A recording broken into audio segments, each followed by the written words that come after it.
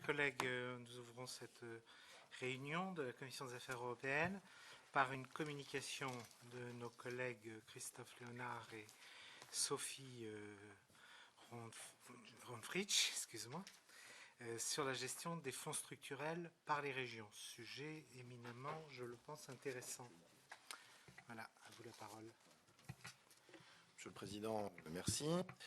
Tout d'abord, je voudrais excuser ma collègue Sophie Ronfritsch qui participe à une audition dans le cadre de son appartenance à la Commission des lois vers 17h. Donc, elle ne pouvait pas se joindre à nous dans le cadre de cette communication. Je voudrais aussi en profiter pour remercier nos collègues Philippe Cordery et Michel Piron qui ont accepté de modifier l'ordonnancement de cette commission, et ainsi que les collègues Joachim Pueyo et Yves Fromion. Souligner l'excellent travail de notre administratrice, Madame Pauline Bouguy-Lamburger, et puis la bonne, excellente collaboration également de Monsieur Guy Chauvin, chef de division, qui a accepté cette modification. Donc cette communication, elle s'inscrit dans le rapport que Madame la Présidente nous a confié sur l'évaluation des politiques régionales, et il nous a semblé pertinent de pouvoir faire un décrochage, d'autant plus qu'il est d'actualité, sur la gestion des fonds structurels par les régions.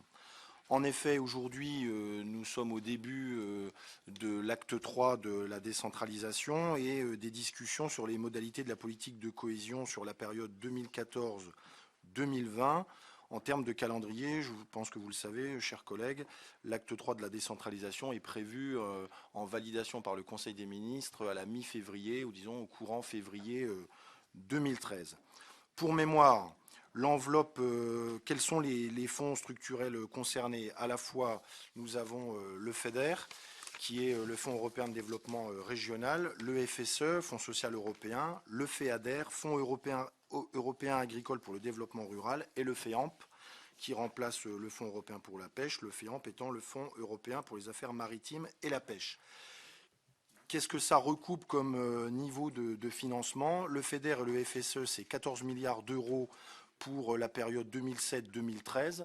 Le FEADER, 7,6 milliards et le Fonds européen pour la pêche, 4,3.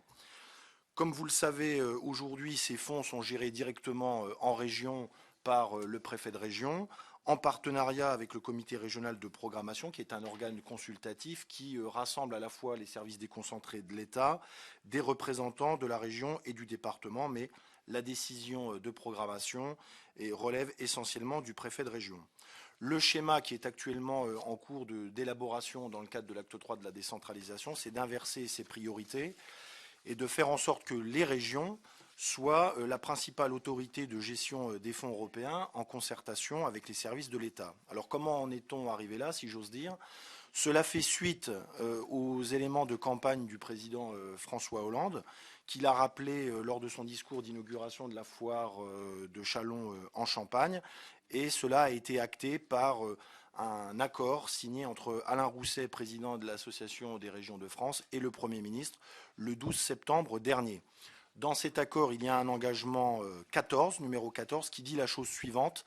L'État confiera la gestion des fonds européens de la prochaine génération aux régions, en particulier en matière de développement économique, de formation, d'innovation, d'aménagement du territoire et de développement rural, afin de renforcer l'effet de levier de l'intervention publique. Des expérimentations seront possibles dès 2013. Dès à présent, l'État associe pleinement les régions à la préparation de la prochaine programmation. Suite à cette déclaration, les autres collectivités locales ont souhaité également, si j'ose dire, participer à la discussion, et notamment Claudie Le Breton, en sa qualité de président de l'Association des départements de France, a rencontré également le président de la République. Et à la suite de cette rencontre, il y a également un engagement de l'État de proposer sur la période 2014-2020, et notamment à compter du 1er janvier 2014, des conventions globales pluriannuelles de gestion du Fonds social européen avec les départements pour les compétences relevant des départements.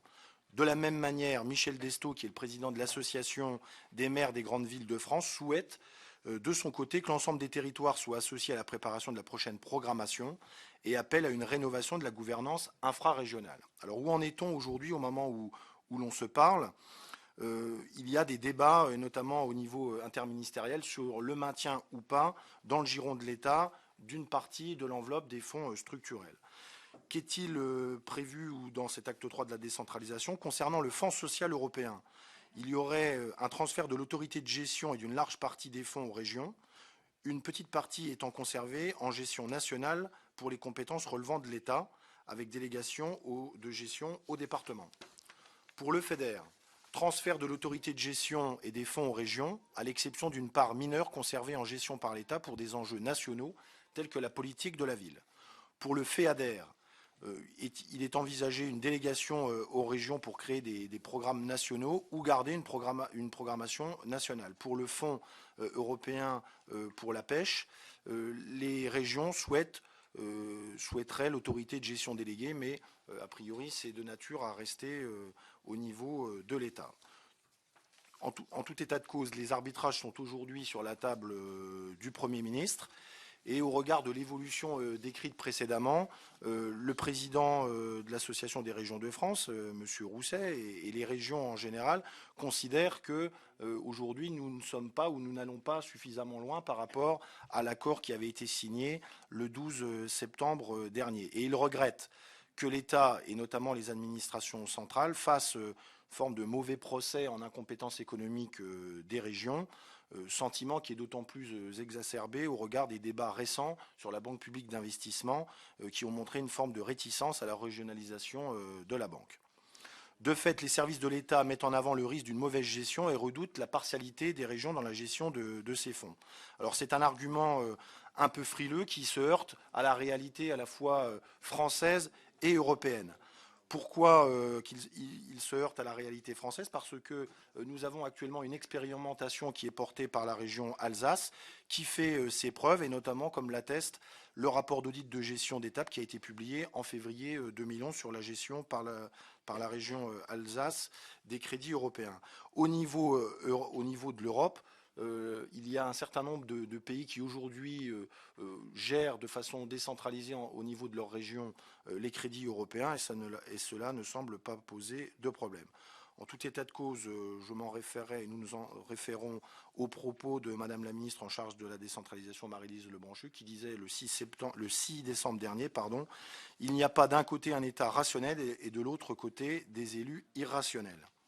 Un autre argument peut-être également à apporter à votre connaissance, c'est le débat qui ne manquera pas de s'installer au regard du transfert à venir, dans l'hypothèse d'une décentralisation en direction des régions, un transfert des personnels des SGAR en direction des régions, mais j'aurais tendance à dire que cette expérimentation a déjà été faite, notamment au niveau des TOS, donc ce sont des choses que l'on sait faire. Cela étant, la question qui serait posée, c'est un transfert de à peu près 1000 à 1500 équivalents temps plein des SGAR vers les régions. En forme de conclusion, ce que nous souhaitons partager avec vous, c'est que l'acte 3 de la décentralisation doit viser à l'efficience de la consommation des crédits européens. Et c'est pourquoi la France doit rechercher la meilleure architecture et donner à chaque échelon les moyens de trouver sa place.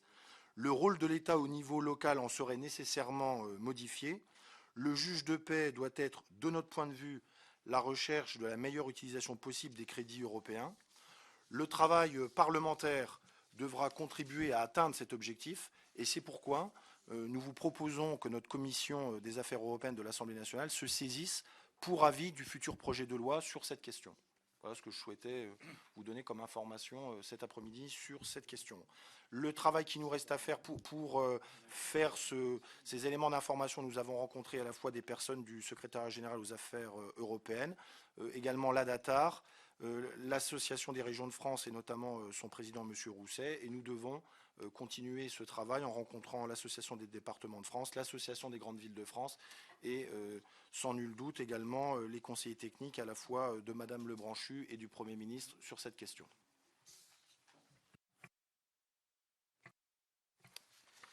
Merci Christophe. Je vais donner la parole à qui souhaite s'inscrire. Donc Piron, oui. Et puis c'est tout pour le moment. Ouais. Guémard, d'accord. Un mot peut-être de ma part pour commencer. Est-ce que tu ne nous l'as pas dit là, la totalité des fonds structurels n'est pas utilisée en France. Est-ce que tu peux nous indiquer, parce que tu nous indiques ça, on le sait, mais est-ce que tu peux nous indiquer dans quelle proportion? Alors, il faut qu'on... Et peut-être pour quelles raisons, parce que compte tenu des différents fonds, il y a sans doute des raisons différentes, mais est-ce que tu peux nous indiquer... Alors, il faut qu'on retravaille un petit peu ce point, mais l'éclairage que je peux vous donner sur la question, c'est qu'il y a un chiffrage qui a été fait, qui est évalué à 2,6 milliards les fonds non programmés. Cela étant, ils ont été intégrés dans le pacte pour la croissance et l'emploi adopté par le Conseil européen des 28 et 29 juin dernier. Donc, ils n'ont pas été utilisés, mais ils seront réfléchis dans ce pacte pour la croissance et l'emploi. Ils ne sont pas forcément réfléchis dans notre direction à nous, enfin France. Ils sont dans le pacte de la croissance au niveau européen, parce qu'ils sont remis dans l'enveloppe européenne. Bon, d'accord. Ok. Enfin, j'en conclus quand même qu'ils seront sans doute réfléchis sur la France. Ils seront réutilisés, ça c'est sûr. Bon, d'accord. Michel Piron. Merci, Monsieur le Président. Oui, le débat qui sous-tend la déclinaison FSE, FEDER, FEADER, FEAMP, en réalité percute directement la conception qu'on a de la centralisation ou de la décentralisation. C'est très clair. Et j'entendais ici bien un certain nombre de partages possibles encore entre l'État et les régions, mais les sujets sont effectivement très différents. Je laisserai à Hervé Guémard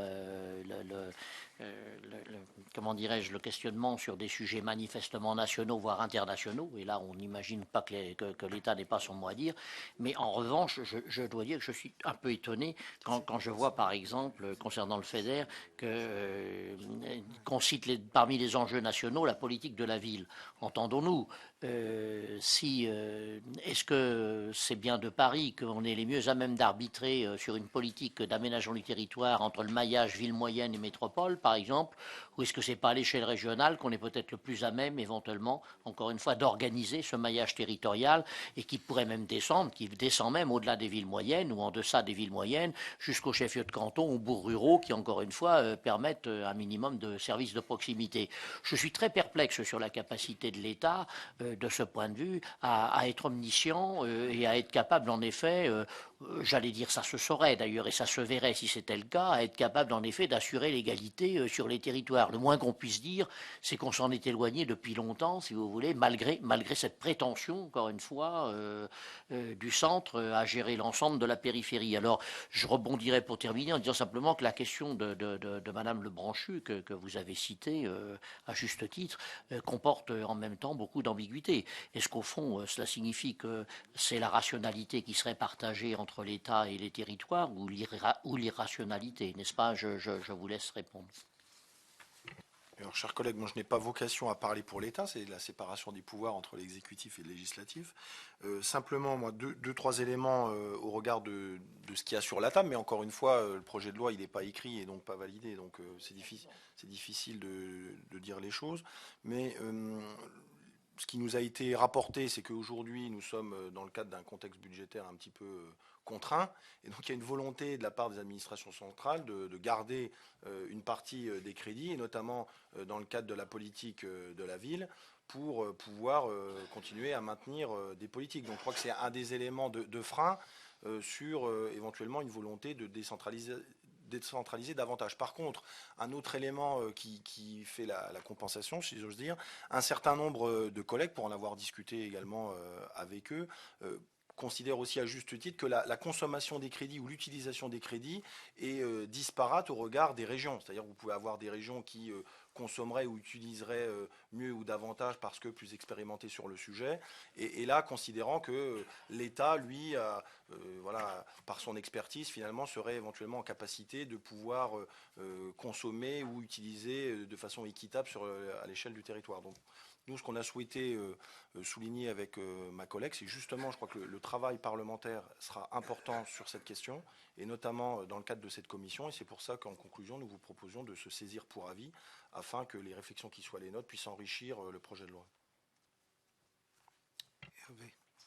Oui, merci Monsieur le Président, et félicitations à nos collègues pour ce rapport très clair sur un sujet effectivement très important.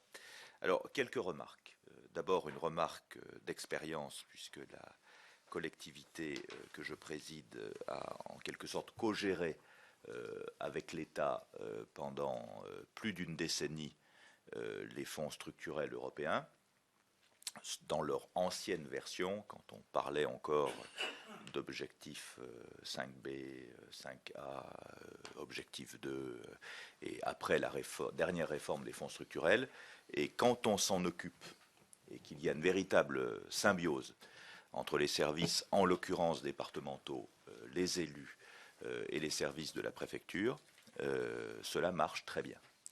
Et nous avons eu des taux de consommation très élevés, et pas pour financer n'importe quoi, parce que à l'heure de la nécessaire gestion stricte des dépenses publiques, il ne s'agit pas évidemment de consommer pour consommer. C'est pourquoi sur le registre « Ah, mais on ne consomme pas assez les fonds européens », ben, je pense que si parfois on ne consomme pas, c'est qu'il n'y a pas à dépenser, et il ne faut pas s'en émouvoir, ça fait de l'argent en moins à la charge du contribuable. Je dis cela parce que sur les crédits de la politique agricole commune, avant la réforme, l'accord budgétaire de 2003, nous avons pu prolonger ce que l'on appelait les plafonds de Berlin, tout simplement parce que nous avions moins dépensé sur les crédits de la politique agricole commune, et c'est comme ça que nous avons pu absorber les nouveaux pays d'Europe centrale et orientale. Donc on sait que sur les fonds budgétaires européens, structurellement, il y a une sous-dépense, et je pense qu'il ne faut pas s'en émouvoir, puisque ça permet ensuite de financer d'autres dépenses. Ça, c'était le témoignage. Alors ensuite, par rapport à ce qui a été dit, je partage complètement ce qu'a dit Michel Piron s'agissant du Fonds social européen et du FEDER, avec la même remarque que lui pour ce qui concerne les crédits de la politique de la ville. Il me semble qu'une décentralisation à destination des régions me semble être le simple bon sens. En revanche, où j'ai une opinion différente, c'est pour le FEADER et le Fonds européen de modernisation de la pêche. Alors, s'agissant du Fonds européen de modernisation de la pêche, nous sommes sur des montants qui ne sont pas très élevés, avec peu de régions concernées en réalité.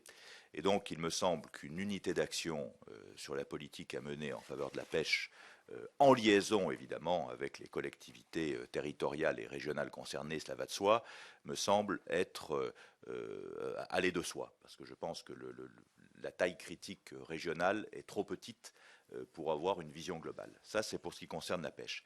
Pour ce qui concerne le FEADER, moi je pense extrêmement dangereux, c'est pas le mot, mais hasardeux, d'avoir 22 compartiments de politique agricole commune différentes. Même si on sait bien que le FEADER ne concerne qu'une partie de la politique agricole, moi je considère que sur ce sujet, après consultation des régions bien évidemment, il me semble qu'on doit laisser à l'État et donc au ministre de l'Agriculture le soin d'orienter les décisions en la matière, parce que on se rend compte que les effets de distorsion de concurrence arrivent très rapidement selon que l'on aide ou pas telle action ou telle production à un niveau différencié d'une région à l'autre.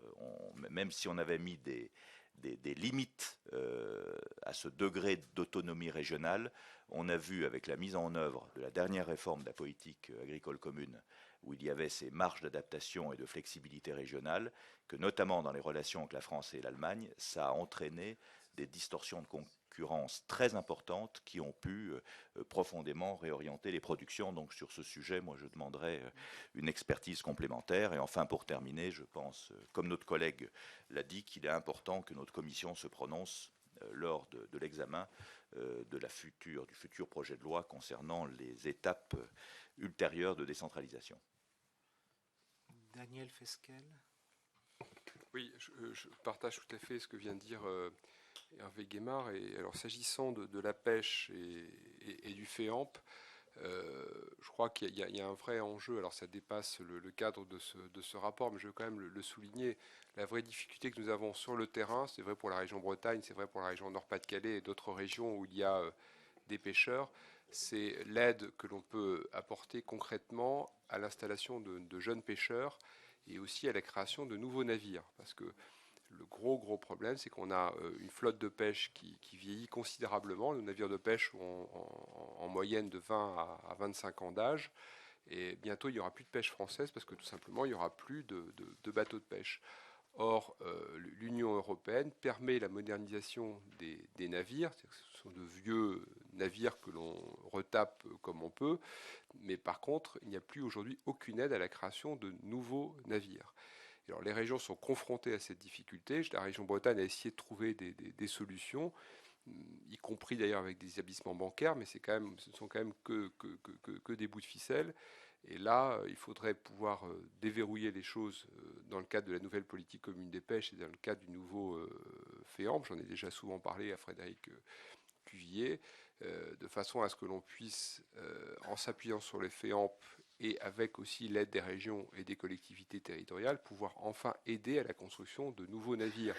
Des nouveaux navires qui seraient plus économes en carburant et qui seraient également plus sûrs et qui permettraient aussi de meilleures conditions de vie et de travail à bord. Donc c'est un enjeu majeur à la fois économique et social. Et d'ailleurs on marche sur la tête puisque aujourd'hui l'Union européenne empêche la construction de nouveaux navires pour lutter contre la surpêche, mais arrive exactement à l'inverse du résultat recherché. Parce que quand on a des navires qui vieillissent, ils consomment de plus en plus de carburant, le carburant coûte de plus en plus cher, et pour pouvoir équilibrer les exploitations, on pêche de plus en plus. Alors on aurait intérêt au contraire à construire de nouveaux navires plus économes en carburant, et puis il faut que les régions puissent aussi aider et soutenir des projets innovants. J'ai un projet chez moi à Étaples-sur-Mer et à Boulogne-sur-Mer d'un navire de pêche avec un moteur hybride.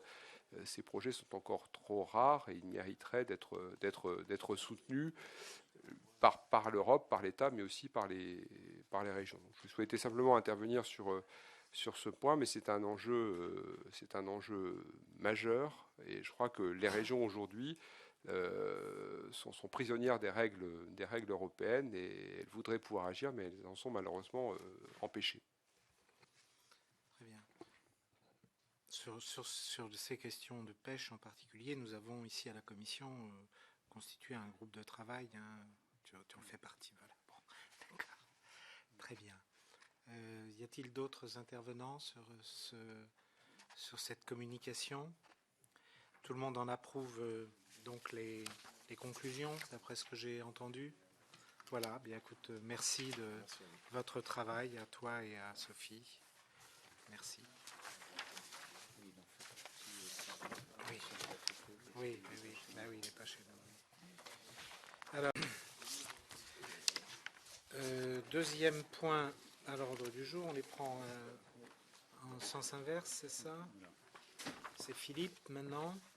Philippe Cordery et Michel Piron sur la proposition de directive relative aux qualifications professionnelles. Voilà, nous allons entendre votre communication, mes chers collègues. Merci, Monsieur le Président.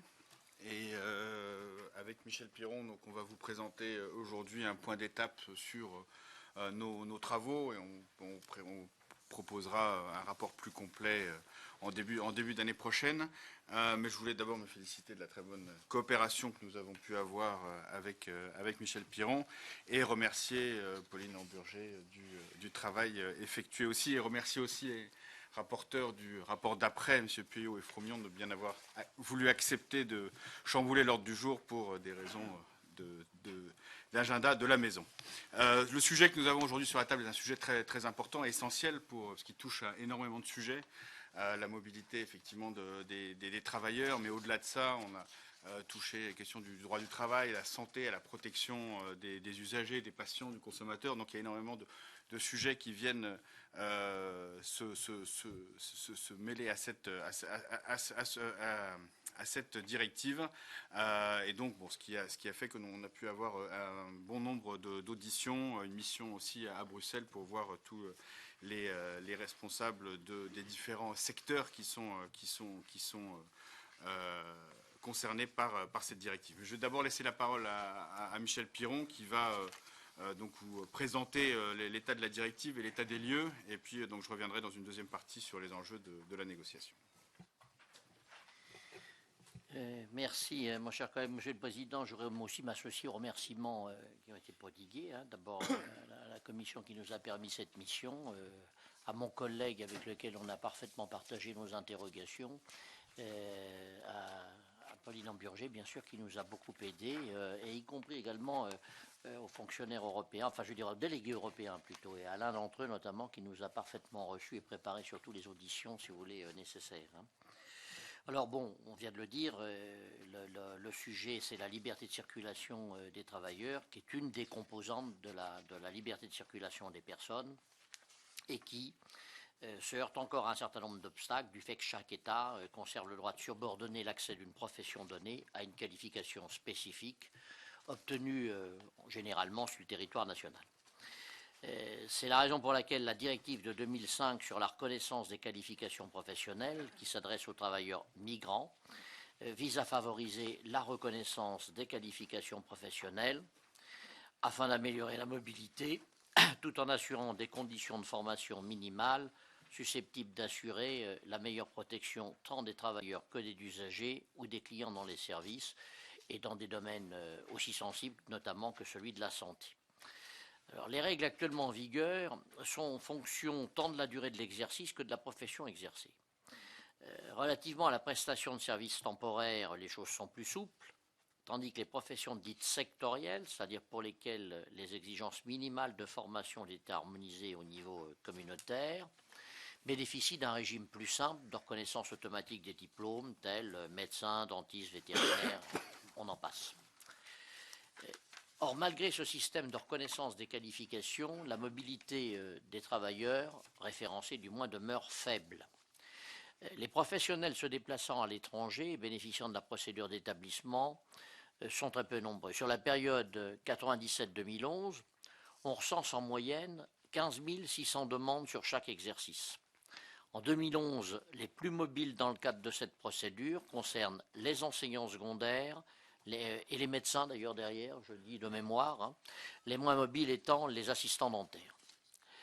Ces professionnels avaient majoritairement obtenu leur qualification dans 5 pays de l'Union, France, Grèce, Allemagne, Royaume-Uni, Roumanie. Et de même, 5 pays attractifs concentrent à eux seuls plus de 70% des demandes de reconnaissance de qualification professionnelle, Royaume-Uni, Belgique, Chypre, Suisse, Suède. Ces chiffres attestent aussi d'une faible mobilité temporaire. Toujours sur la période 2007-2011, on enregistre quelques 3000 déclarations, dont 405 pour la seule année 2011. Les professionnels venaient, et là, il y a 2 chiffres assez élevés, à 43% de la République tchèque, 11% de la Slovaquie, 5% de l'Allemagne, 4% de la Pologne, 4% de l'Irlande, et 42% d'entre eux se sont rendus en Autriche. Autrement, Pologne, Royaume-Uni, Danemark ou France pour des pourcentages moindres. Une analyse donc rapide, même de ces chiffres, conduit à 2 remarques. La première, c'est que ces faibles chiffres ne reflètent très probablement qu'une infime partie de la mobilité des travailleurs en Europe. Et il conviendrait d'en préciser les raisons. Pourquoi tant de travailleurs ne font-ils pas reconnaître leur qualification? Est-ce que cela signifie que la directive ne serait pas vraiment très utile? On peut quand même se poser la question. D'autre part, peut-on réellement, dans ces conditions, se fier à toutes les données sur la provenance des travailleurs?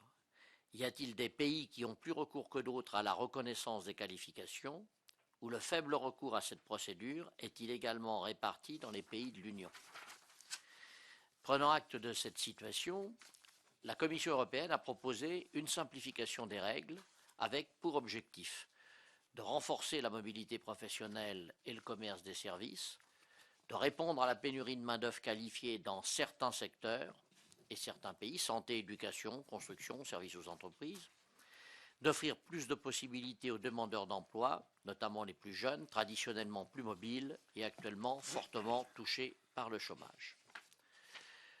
Pour cette raison, elle s'est appuyée sur un certain nombre de modifications, dont les principales peuvent être l'introduction d'une carte professionnelle européenne, il s'agit d'un certificat électronique, la mise en place de cadres de formation communs et d'épreuves communes de formation, avec pour objectif d'introduire une plus grande automaticité dans la reconnaissance des qualifications, l'introduction pour les professions réglementées d'un mécanisme de notification à la Commission et d'un système d'évaluation mutuelle.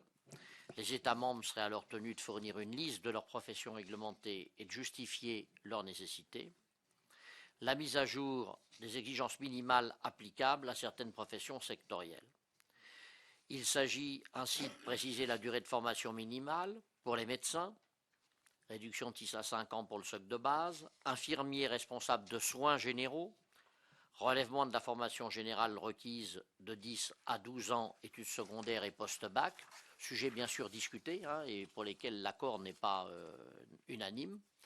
Sage-femme, relèvement de la formation générale requise à 12 ans, études secondaires et post-bac. Architecte, proposition de système double avec des études à temps plein de 5 ans ou 4 ans plus 2 ans de stage. L'introduction du principe d'accès partiel, sous réserve que l'activité professionnelle puisse être objectivement séparée des autres activités de la profession réglementée, avec des raisons impérieuses d'intérêt général, notamment dans le cas des professions de santé, pour exception possible. L'inclusion de la qualification des notaires dans le champ de la directive, sujet hautement discuté, voire et contesté, la reconnaissance des stages pour les professionnels partiellement qualifiés. Voilà pour l'état des lieux, sans préjuger des enjeux de la négociation actuelle que mon collègue maintenant va vous décrire. Donc oui, donc quels sont actuellement les enjeux de la négociation? Les positions des États membres sont très variées et en fonction des points de la directive, et beaucoup restent en cours de négociation. D'abord sur la carte professionnelle européenne. Comme ça a été dit, le principe de cette carte, c'est de permettre effectivement une harmonisation au niveau européen de la façon dont les qualifications sont évaluées. Le principe de cette carte est aujourd'hui accepté par tous, alors qu'il ne faisait pas consensus au début, mais c'est la question des modalités et de sa mise en place qui demeure, notamment la question de l'autorisation tacite prévue dans le texte, et de la question des délais donc, qui cristallisent les oppositions, et que ce soit la Commission donc, qui l'a proposé ou les rapporteurs, donc Mme Vergnaud pour le Parlement européen et de la rapporteure pour avis, Mme Le Grip, tous les deux sont favorables à ce principe, alors qu'un certain nombre d'États, dont la France, l'Italie, le Royaume-Uni, la Pologne ou encore la Belgique, y sont opposés. Nous, en tant que rapporteurs, estimons qu'il serait important de maintenir ce principe, faute de quoi il n'y aurait pas véritablement d'amélioration de la directive, quitte à porter le délai actuellement prévu à 4 mois, de 4 mois à 6 mois. Le deuxième sujet, c'est la question de l'extension du champ de la directive aux stages rémunérés. Un certain nombre d'États, dont l'Allemagne, le Royaume-Uni, l'Espagne ou encore l'Autriche sont très réservés vis-à-vis de cette extension. C'est aussi le cas de la France, qui considère que les stages ne doivent pas rentrer dans le champ de la directive car ils relèvent de la formation. Il semblerait aussi que les craintes face à cette extension soient fortes chez les professionnels de santé. La Commission et le Parlement européen, par contre, y sont de leur côté très attachés et considèrent qu'il s'agit là d'un outil supplémentaire pour permettre la mobilité des jeunes et de lutter contre le chômage qui frappe cette classe d'âge.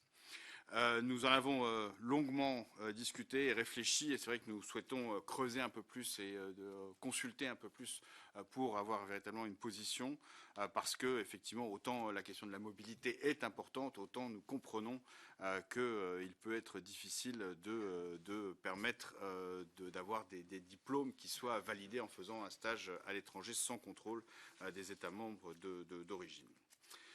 Troisième élément, c'est la question de l'accès partiel. Là, le gouvernement français est très réservé sur ce point, du fait des risques de perte de lisibilité pour les consommateurs et de morcélisation des professions existantes, notamment pour les professions de santé. L'Allemagne partage cette position, mais d'autres pays, comme le Royaume-Uni ou la Pologne, y sont favorables, et nous partageons là les réserves du gouvernement. Autre sujet, sans doute le plus vaste, c'est la question de l'harmonisation des conditions de formation minimale pour les professions sectorielles. Donc la question de l'harmonisation des conditions de formation minimale pour ces professions, du fait de la diversité de l'existant et les intérêts en jeu, est loin de faire consensus.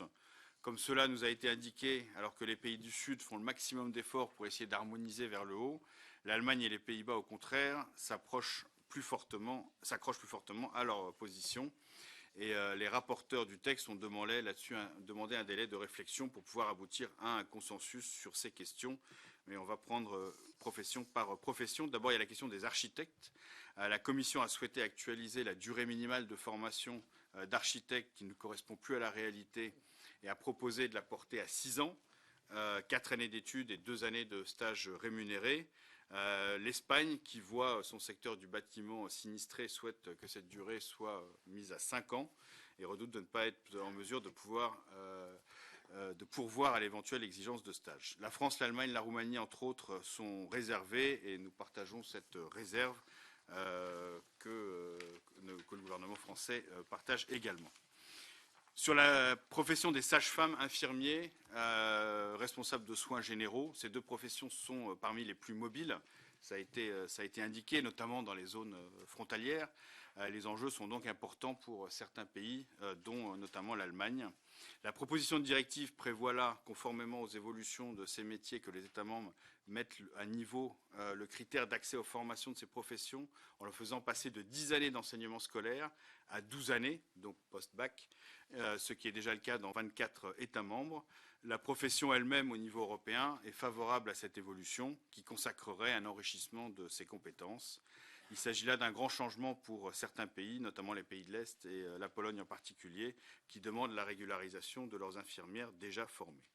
L'Allemagne, par contre, est fortement opposée à ce changement, de crainte de voir se créer des pénuries dans un secteur qui connaît déjà des problèmes de recrutement. Et une autre raison est sans doute à chercher dans une répartition différente entre la France et l'Allemagne des tâches entre médecins et infirmiers par rapport à ce qui se pratique dans d'autres pays comme le nôtre, ainsi que des philosophies différentes en matière de reconnaissance académique et professionnelle des métiers. Donc, vos rapporteurs estiment qu'il est souhaitable que la prise en considération de nouvelles exigences de cette profession qu'elle est souhaitable pour la sécurité des patients, mais qu'elle doit s'accompagner d'une réflexion d'ensemble sur la filière santé et notamment d'une redéfinition de la profession d'aide-soignant qui permettrait effectivement d'élever donc le niveau de la profession d'infirmier. Ensuite, il y a le cas des médecins. Donc, concernant cette profession qui est aussi très mobile, la France, tout comme l'Italie, la Belgique ou encore les Pays-Bas, sont opposés à la réduction que propose donc la directive de 6 à 5 ans du socle de base de formation, qui est la durée actuellement en cours au Royaume-Uni et en Irlande. La directive actuelle est ambiguë puisqu'elle indique la nécessité soit de 6 années de formation, soit de 5 500 heures de formation. Pour la France et le gouvernement français actuellement, ces deux conditions ne sont pas alternatives mais devraient être cumulatives. Le Royaume-Uni est la première nation importatrice de médecins, sans doute du fait de rémunérations attractives. Et en outre, la question du numerus clausus ne peut être évacuée de ce débat. Vos rapporteurs estiment là-dessus que nous estimons qu'il est légitime de laisser au pays le choix de répartir le volume horaire de 5 500 heures, qui est essentiel de garder de formation, sur 5 ou 6 ans, étant donné que les manières des formations sont différentes. Enfin, les notaires. La question des notaires, donc en mai 2011, la CJCE a décidé qu'une condition de nationalité ne peut être imposée aux notaires et estimé, en ce qui concerne l'application de la directive, qu'il n'était pas exclu qu'il puisse exister une obligation de la mise en œuvre de la directive, mais que cette obligation n'était pas suffisamment claire au moment de la procédure d'infraction. Dans sa proposition initiale, la Commission a voulu inclure les notaires dans le champ de la directive, suite à des négociations ensuite tendues entre la Commission, le Parlement et les États opposés à cette inclusion, dont la France, mais aussi des pays comme l'Italie, la Belgique, l'Allemagne, la Pologne notamment. Il a été décidé d'exclure, mais non seulement exclure, mais exclure explicitement les notaires du champ de la directive et de proposer une clause de rendez-vous dans 3 ou 4 ans. Il s'agit là en réalité d'un conflit qui oppose les États de tradition de droit continental où existe une organisation notariale et comparable à la nôtre, et ceux donc les États de tradition de common law où la profession de notaire n'existe pas. Vos rapporteurs partagent entièrement la position du gouvernement.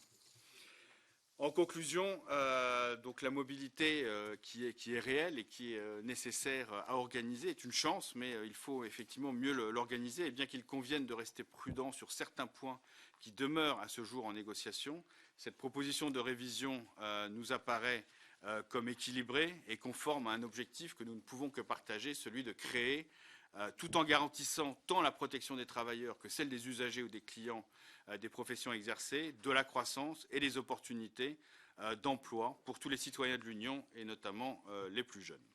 Or, renforcer les conditions de la mobilité des jeunes, c'est aussi faciliter leur emploi, mais aussi l'intégration européenne de demain. Et il ne faut toutefois pas sous-estimer le risque subséquent des concentrations mégapolistiques et de désertification, avec un phénomène de fuite de cerveau organisé à l'intérieur de l'Europe, des pays en difficulté, Espagne et Grèce notamment, vers les pays les plus attractifs. Enfin, la réflexion sur les qualifications professionnelles ne saurait faire l'économie d'une réflexion plus globale sur l'ensemble du parcours du travailleur européen mobile, que ce soit avant ou après l'obtention de sa qualification. La reconnaissance de sa qualification professionnelle n'étant qu'un moment de ce parcours.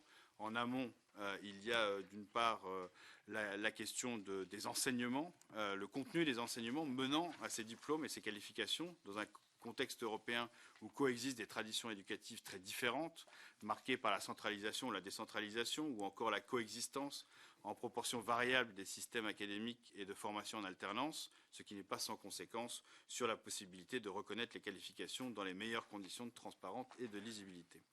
Et en aval, d'autre part, se pose la question de l'accès au système de sécurité sociale et notamment d'assurance retraite.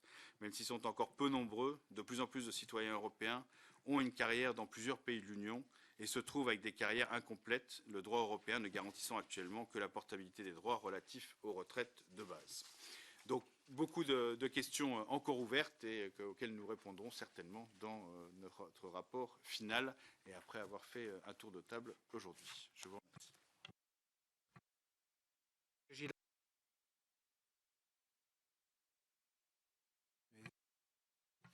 Voilà, c'est bon. Mais qui me semble déjà très complète et je vous en remercie. Il y a deux inscrits pour le moment. On va commencer par Jacques Miard. Monsieur le Président, je vous ai écouté avec intérêt, mais je suis un peu dubitatif. Premièrement, je comprends l'idée de mieux reconnaître les diplômes et qualifications professionnelles. On sait très bien qu'il y a un certain nombre de professions qui sont un peu chasse-gardées, les avocats, parfois les médecins, etc. N'en demeure pas moins qu'on voit nos compatriotes s'expatrier aux États-Unis, des ingénieurs ici, ailleurs. Il n'y a absolument aucun texte de base de reconnaissance. Donc est-ce qu'on n'est pas en train de monter une usine à gaz pour finalement quelque chose qui se fait naturellement et qui est la qualité de la formation qui est dispensée dans un certain nombre de pays? Alors c'est vrai que parfois on peut avoir des doutes sur, on ne va pas citer de nom ou de pays d'origine, mais ce soir dans la presse du soir, il y a un article très intéressant sur les ingénieurs français qui sont achetés à prix d'or sans qu'il y ait aucune directive. Donc la crainte que j'ai dans un texte de ça, indépendamment des querelles de boutique et la volonté de vouloir tout uniformiser, harmoniser, c'est qu'ensuite c'est très difficile à modifier. Donc je ne suis pas franchement, même si je sais qu'il y a quelques difficultés, franchement convaincu par la nécessité d'un texte de ce type, car bien avant d'ailleurs l'Union européenne, il y a toujours eu un certain nombre de nos compatriotes et réciproquement, des architectes étrangers qui sont venus travailler en France, des médecins étrangers qui sont venus en France, des avocats qui viennent en France, et réciproquement. Donc, est-ce qu'on ne va pas à l'encontre de ce qui est, je dirais, un mouvement normal des qualifications professionnelles qui sont reconnues, pardon d'employer un terme grossier, sur le marché?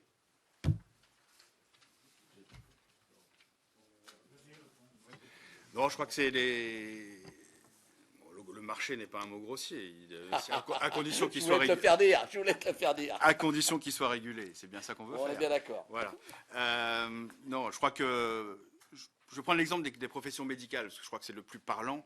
Je crois que notre intérêt, c'est effectivement d'assurer une mobilité, mais de protéger le patient. Et à partir du moment dans toute l'Europe, il y a effectivement cette mobilité qui est de plus en plus, qui existe de plus en plus, parce que les médecins sont formés aussi de plus en plus, et beaucoup de professions paramédicales maintenant en Belgique, parce que le numerus clausus empêche que tout le monde soit formé en France, par ailleurs. Et donc, ce sont des personnes qui reviennent en France avec une qualification étrangère et qui sont installées. Et donc, et cela, je crois que c'est normal qu'il y ait un minimum de formation qui soit exigé pour qu'ils puissent exercer sur les territoires. Et ça ne se fait pas naturellement. Et on pourrait avoir des risques pour la santé publique s'il y avait des médecins qui n'étaient pas assez bien formés. Donc, je pris cet exemple qui est très parlant. Mais je crois qu'il est effectivement important d'avoir cette facilitation, en fait, et cette sécurisation aussi pour que ce soit les patients, les consommateurs.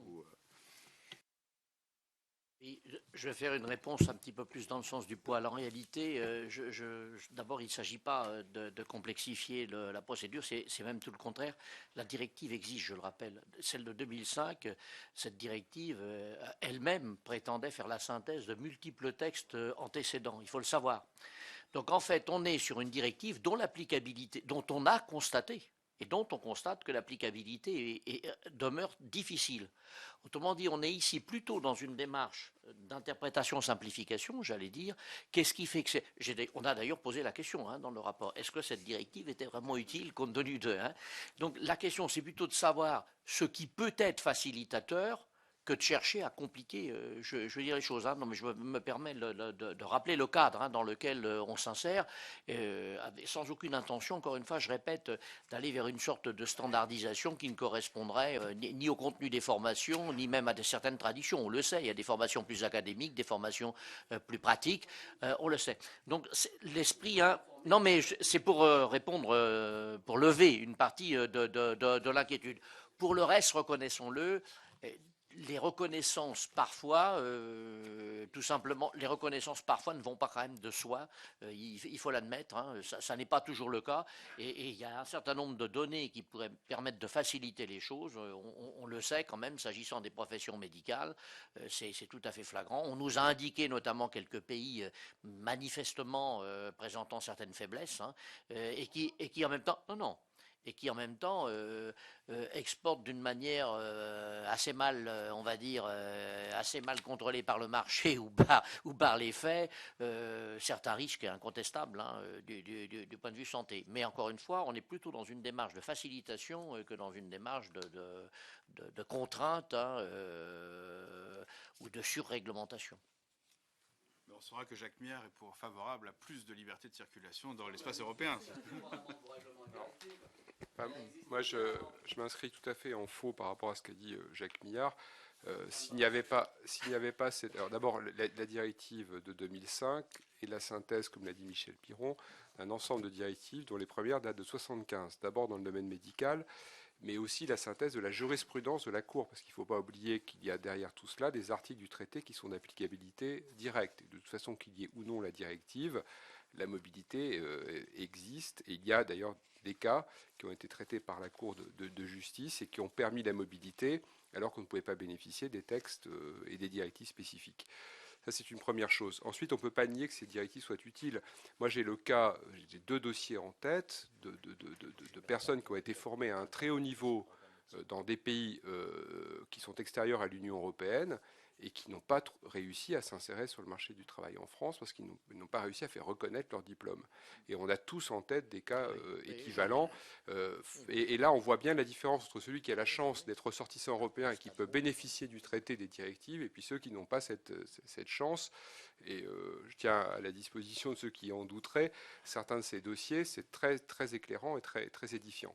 Cela étant dit, donc cette directive de 2005, alors moi j'ai toujours été un peu sur le recul par rapport à la démarche de 2005 qui a consisté à mettre dans un seul texte une dizaine de directives sectorielles, plus 3 directives de reconnaissance générale, plus la codification de la jurisprudence. Une espèce de machin énorme qu'on a encore, on voit bien, beaucoup de mal à appréhender dans son ensemble. Parce que est-ce qu'on a eu raison d'agir de la sorte? Je n'en suis pas convaincu. Mais bon, la directive 2005 existe. Il faut aujourd'hui la retravailler et l'améliorer, comme vous l'avez dit. Et moi, je veux vous remercier pour votre travail, parce que c'est un travail très précis. Effectivement, c'est un rapport d'étape, c'est presque un rapport définitif. En tous les cas, c'est extrêmement intéressant, extrêmement éclairant. Alors, simplement, deux ou trois questions ou remarques. La première, c'est qu'il y a malgré tout, après avoir dit tout le bien que je pensais de ces textes et de leur nécessité, il y a quand même des dangers et des remarques à faire. La première, c'est qu'il y a des risques de détournement.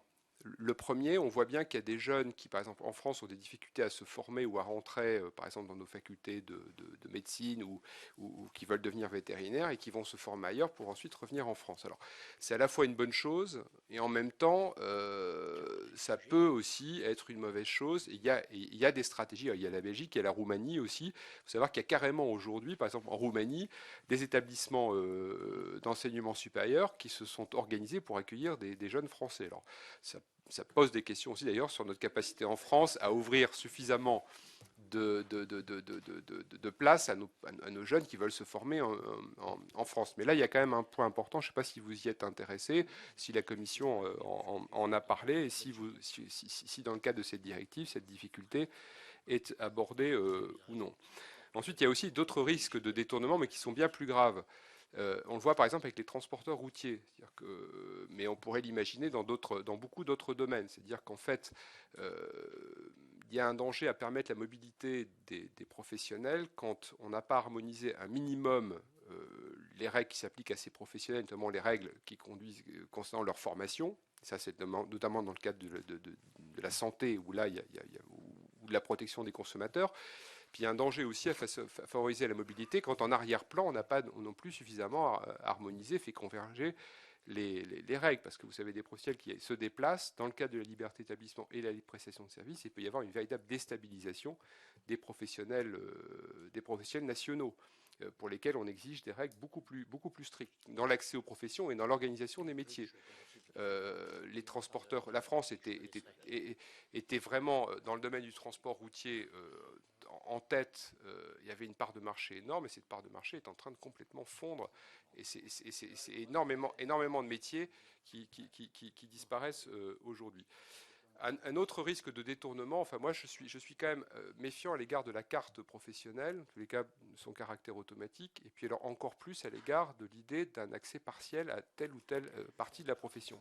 Alors c'est dangereux pour les consommateurs, mais c'est aussi dangereux pour les professionnels, notamment pour certaines professions réglementées, qui peuvent tout à coup voir une concurrence apparaître pour une petite partie de leur activité, mais qui peut être la plus rentable par rapport à une activité plus globale et qui s'équilibre. Et dans le domaine du droit, moi je suis juriste, je me méfie toujours des cabinets anglo-saxons qui sont très forts pour cela et qui pourraient profiter de cette possibilité qui leur serait laissée de pouvoir, pour une partie de l'activité de certaines professions réglementées françaises, pénétrer le marché français, récupérer ce qu'il y a de plus intéressant, et puis laisser aux professionnels français, qui ne sont pas aussi bien structurés, organisés que des cabinets qui ne sont pas aussi importants, les dossiers les moins rentables, alors que les professionnels français équilibrent leur activité de façon globale. Et je crois qu'il y a un vrai sujet et un vrai danger.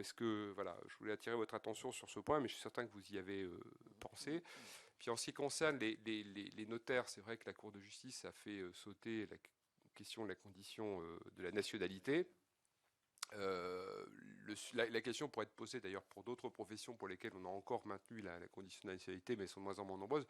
On se demande d'ailleurs s'il y a une profession qui peut encore mériter d'ailleurs de bénéficier de l'article 45 du traité et de la condition de la nationalité. S'agissant en tous les cas des professions libérales, mais est-ce qu'on ne devrait pas travailler pour ce qui est des notaires, à une directive spécifique, puisqu'en fait, on voit bien que dans la directive 2005, on a des règles générales et des règles spécifiques qui cohabitent. Est-ce qu'on peut vraiment appliquer les règles générales à la profession de notaire? Est-ce qu'on n'aurait pas intérêt à faire comme pour les infirmiers, comme pour les architectes, comme pour les médecins, comme pour les avocats? Les avocats, il y a deux directives. D'ailleurs, ils ne sont pas dans la directive 2005. Ils sont à côté. Il y a une directive de 77 sur la libre prestation de services et une directive de 98 sur la liberté d'établissement. Est-ce qu'on n'aurait pas intérêt plutôt, est-ce que la France n'aurait pas intérêt à plaider en faveur d'une directive propre et spécifique pour les notaires, plutôt que de leur appliquer le régime général qui ne semble pas aujourd'hui adapté? Ça a été fait encore il n'y a pas très longtemps, en 98, pour les avocats, donc ce n'est pas quelque chose d'impossible. Et on voit bien qu'on peut voir coexister dans le cadre de la directive de 2005 à la fois des directives, des dispositions générales et des dispositions spécifiques. Et l'activité notaire est un métier quand même très particulier qui mériterait, selon moi, une directive particulière, en tous les cas des règles particulières. Voilà quelques remarques que je voulais faire. On vous remercie encore pour votre travail.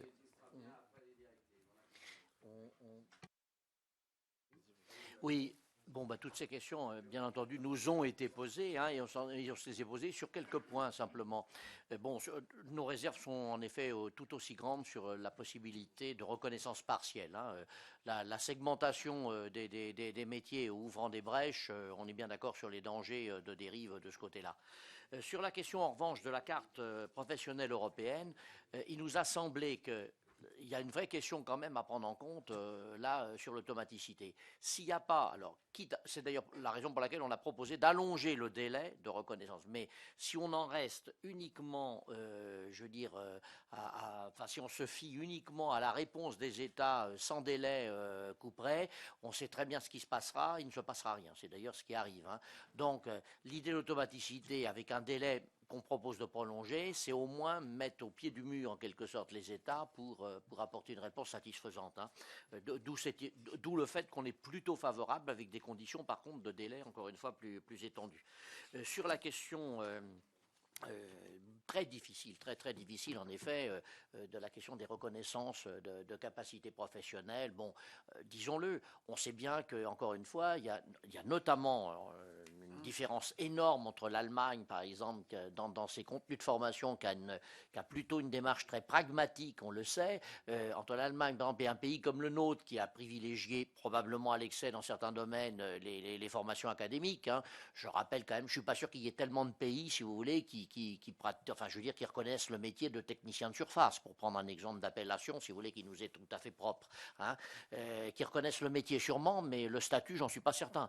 Et on voit bien comment, dans l'approche des métiers, on l'a vu en France avec la REP et la VAE, je m'en souviens fort bien, c'est une loi de février 2007, c'était la dernière loi de la législature, non pas la précédente, mais l'avant-dernière. On voit bien comment elle a les pires difficultés à s'appliquer dans certains ministères, je pense notamment à l'éducation nationale ou la santé, qui reste très arc-bouté sur des formations hyper académiques. Donc là, forcément, se percutent des traditions totalement différentes qui rendent pas évidente, forcément, éventuellement, la reconnaissance réciproque. Ça fait partie des difficultés, hein. On les reconnaît, on n'a pas forcément la baguette magique, hein, pour y répondre. C'est vrai qu'on a été très frappé, mais là, Philippe pourra compléter ma réponse, on a été très frappé quand même par l'approche relationnelle entre le médecin et l'infirmière, totalement différente, notamment en Allemagne, encore une fois, et chez nous.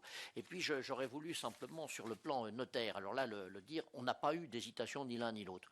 Ici, ce qui se percute, c'est en fait deux systèmes de fabrication du droit. Répétons-le, les notaires n'ont pas une fonction ordinaire dans la fabrication du droit qui est la nôtre.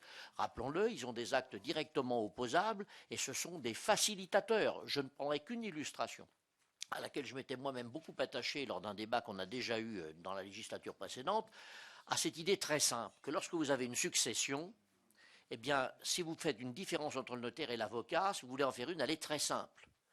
Dans un cas, l'un a tout intérêt, je dis bien indépendamment de son métier ou de sa fonction, l'un a tout intérêt à la querelle pour plaider, l'autre a tout intérêt, au contraire, à la médiation et à la facilitation pour conclure.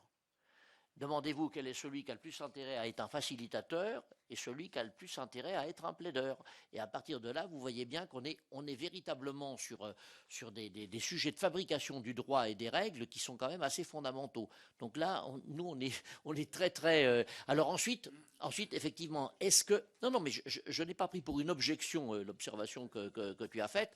Je la prends comme une interrogation, mais à manipuler avec une extrême précaution. Et c'est vrai que l'ordre des notaires qu'on a entendu est très soucieux de ne pas mettre la main dans un engrenage qui l'emmènerait au-delà de ce qu'il souhaite. Voilà.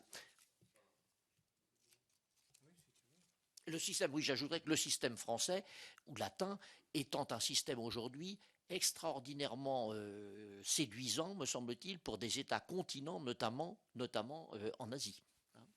Ce qui n'est pas rien. La question, moi je suis archi convaincu, de toute façon c'est lié notamment au droit de la preuve dans chacun des États membres, qui n'a absolument rien à voir.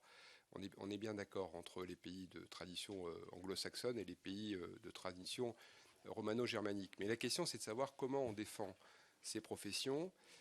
Aujourd'hui, depuis 20 ans, on les défend très mal. C'est-à-dire qu'on construit des lignes Maginot, on est très fort pour ça en France, mais ça n'empêche rien. lors des débats sur la directive service, les notaires se sont battus pour être exclus de la directive service. C'est allé très loin. La France a fait des concessions. Elle est allée, enfin voilà, elle ne s'est pas grandie franchement dans ce débat pour obtenir à l'arraché cette concession. Je me souviens d'avoir rencontré les responsables de la profession notariale tout de suite après qui brandissaient voilà, le drapeau de la victoire.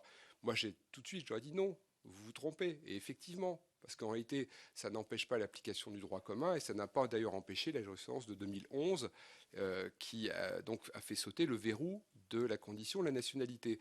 Donc soit on se place sur la défensive, on se replie sur chacun de nos territoires nationaux et on défend uniquement nos professions réglementées, et auquel cas on prend le risque petit à petit de voir en réalité leur périmètre restreint ou leur spécificité voire être remise en cause, ou alors on a une attitude beaucoup plus offensive et on considère que ces professions méritent d'être prises en compte par le droit européen lui-même et d'être protégées par le droit européen. Et moi, je pense que je préfère une position qui soit beaucoup plus offensive qu'une position défensive. Et à un moment, d'ailleurs, les notaires eux-mêmes avaient réclamé une directive spécifique et puis ensuite ils y ont renoncé. Et je trouve que c'est dommage. Mais voilà. Parole à Philippe. Oui, juste sur la question des notaires, je ne suis pas sûr qu'il n'y ait pas plus de risques à avoir une directive sur les notaires que de ne pas en avoir. Parce que on sait quand on ouvre un débat comme ça, on ne sait jamais où on peut aboutir. Et je crois que justement, s'il y a une profession qui n'est pas ouverte, je dirais, à la nationalité, c'est quand même l'administration, et que les notaires agissent en délégation de service public, donc ils agissent au nom de l'État. Et c'est pourtant, il n'y a pourtant pas de concurrence entre notaires. Pour tout ce qui est acte, parce que toute leur activité de conseil n'est pas sujet à rémunération. Donc, ceux qui veulent parler demandent la parole, parce que ce ne sera pas enregistré si vous parlez sans micro. Voilà, donc nous, on pense vraiment qu'il faut rester ferme là-dessus. Après, ça peut être un autre débat à soulever, mais en tous les cas, pour cette directive de l'exclusion explicite des notaires me paraît essentiel.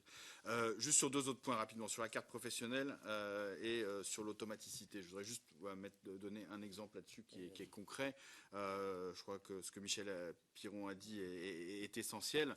Ce qu'on veut, c'est surtout pas enlever la possibilité aux États bien sûr de donner leur avis négatif, mais simplement de mettre une pression en temps, faute de quoi il y a une risque de ne pas avoir de reconnaissance.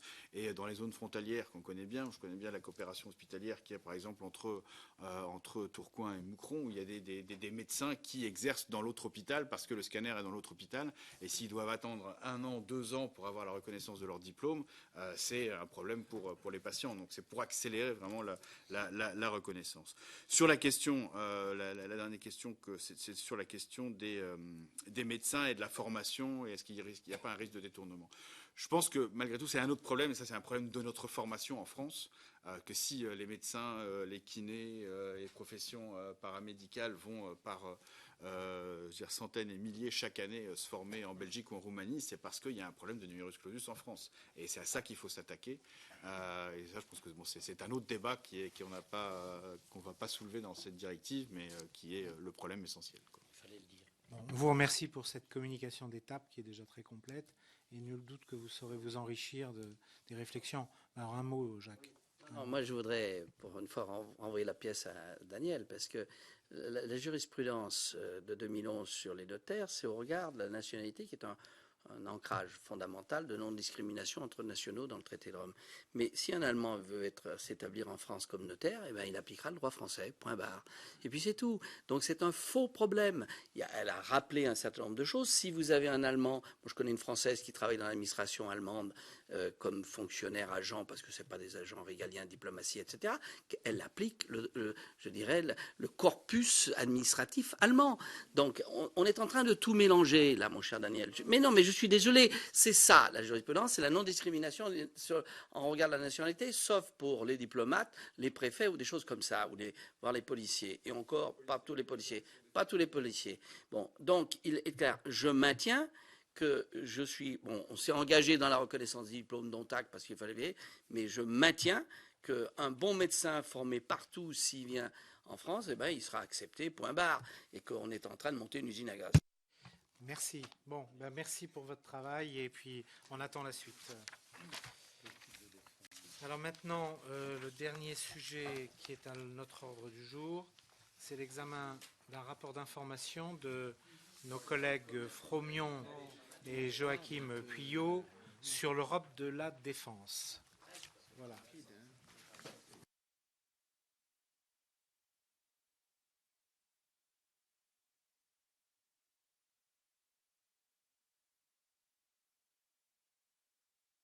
Pas trop long. On peut les partager en deux si tu veux. Non, tu fais autant.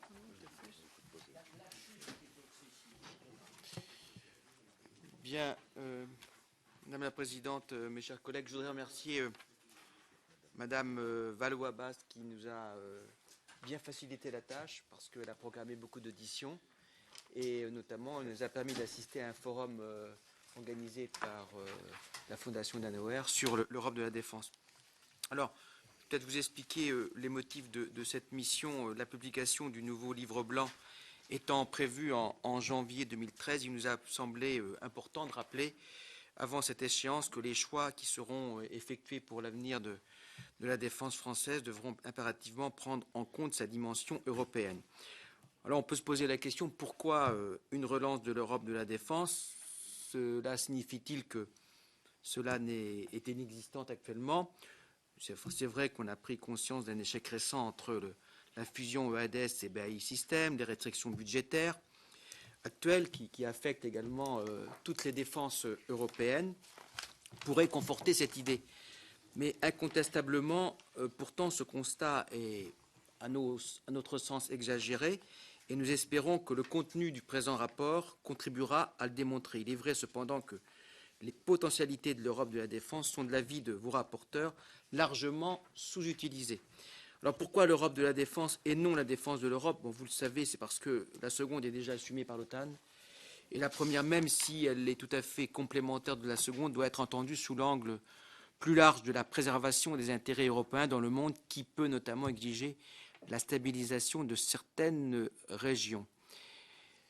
Établi à mi-parcours, ce rapport d'étape ne prend pas en compte tous les aspects de la question.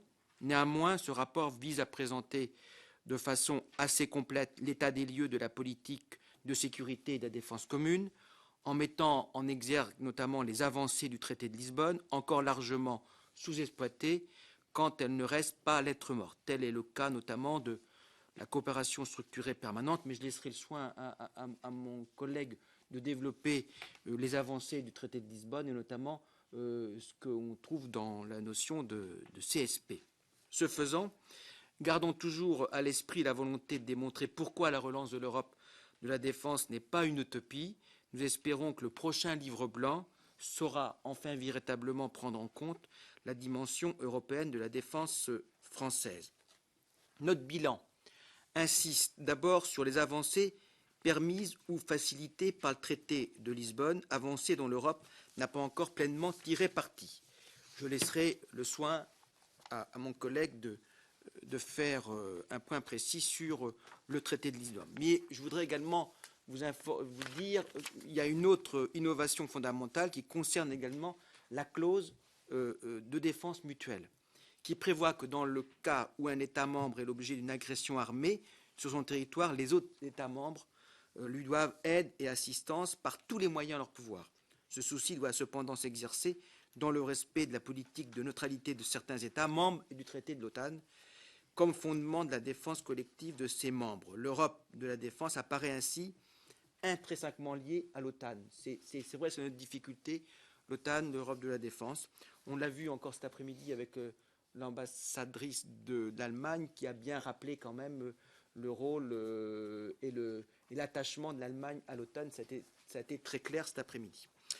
Cependant, un pas décisif est également franchi avec la possibilité désormais offerte au Conseil de confier la mise en œuvre d'une mission militaire à un groupe d'États membres qui le souhaitent et qui disposent de moyens adéquats. Alors, je ne vais pas rappeler ici toutes les conventions bilatérales qui ont pu être faites dans le cadre de ce concept d'Europe de la défense, bien sûr, entre l'Angleterre, avec Wehrmacht Plus, entre l'Allemagne et différents pays. Cependant, vos rapporteurs estiment qu'à l'heure où la France prône la relance de l'Europe de la défense, on souhaiterait effectivement que le gouvernement puisse prendre des initiatives pour entraîner d'autres pays. Parce qu'on l'a vu notamment dans la diminution significative de la contribution de la France à des missions de la politique de sécurité de défense commune, notamment on a pu constater que l'implication de la France avait diminué, notamment on constate que sur certaines missions comme l'opération EUCAP Sahel-Niger, 8 Français sur 22 personnels ont été envoyés, de même concernant la Géorgie avec 2 Français seulement sur un effectif de 320 personnels, ou le Congo où nous ne sommes que 10. Donc il y a quand même ici une diminution. Nous sommes convaincus à l'issue de ce bilan d'étape qu'une véritable Europe de la défense pourrait se mettre en marche. L'état des lieux démontre par ailleurs que contrairement à certaines assertions ou considérations trop pessimistes, les prémices de cette Europe de la défense existent déjà, sont là pour en témoigner les opérations civiles ou militaires déjà menées ou en cours dans le cadre de la PSDC. Puisque la volonté politique, en tout cas française, de relance de l'Europe de la défense est aujourd'hui clairement affirmée, la France se doit d'apporter à la politique européenne de défense les moyens de son ambition. Cependant, nous pouvons constater que les budgets se resserrent dans l'ensemble des États membres de l'Union européenne. En conséquence, la mutualisation capacitaire pourrait être une solution permettant de maintenir à l'échelle européenne la performance de l'outil de défense. Certes, le pilier européen de l'OTAN est incontestable. Néanmoins, le choix des Américains, par exemple, de porter leur attention davantage vers l'Asie, doit conduire les Européens à davantage assumer leurs responsabilités à l'avenir. Aussi convient-il de souligner qu'avec les soutiens, par exemple, du ministre de la Défense, l'Agence européenne de défense a proposé une série de projets capacitaires visant à assurer la capacité d'action européenne. Donc, bien sûr, nous pensons aux moyens de ravitaillement en vol. Il y a eu des communiqués récents avec des décisions intéressantes qui ont été prises concernant la reconnaissance, concernant également la surveillance. On passe bien sûr aux drones, par exemple. Et puis également l'Agence de défense européenne, recommande à combler certaines lacunes récurrentes et à améliorer la déployabilité des capacités européennes. Enfin, 2 mesures ou 2 décisions ou 2 déclarations importantes qui renforcent malgré tout ce concept d'Europe de la défense. D'une part, la déclaration du 15 novembre 2012 des États Wehrmacht+, France, Allemagne, Pologne, Espagne, Italie. C'est une véritable ouverture très encourageante et la France est suivie dans sa volonté de relance de l'Europe de la défense à travers Weimar+. À cet égard, le code de conduite sur le partage et la mutualisation capacitaire adopté par les ministres de la Défense le 19 novembre dernier est également un signal fort. Cependant, il convient, à mon sens, que cette Europe de la défense nécessitera d'ouvrir, à mon avis, conjointement, la porte d'une relance de l'Europe politique. Ce matin, je fais un aparté, mais nous étions en audition avec M. Bourlange, et il m'a frappé lorsqu'il a dit tout compte fait, les coopérations renforcées, ça dépend du périmètre. Et si effectivement on crée des coopérations renforcées avec tel pays, ce n'est pas quand même l'Union européenne. Et ça, c'est vraiment un débat de fond. Donc, Europe de la défense, c'est quand même très lié à l'avancée qu'on fera au niveau de l'Europe politique. C'est-à-dire, tant qu'on n'ouvre pas la porte politique de l'Europe, je pense qu'on sera freiné dans l'Europe de la défense.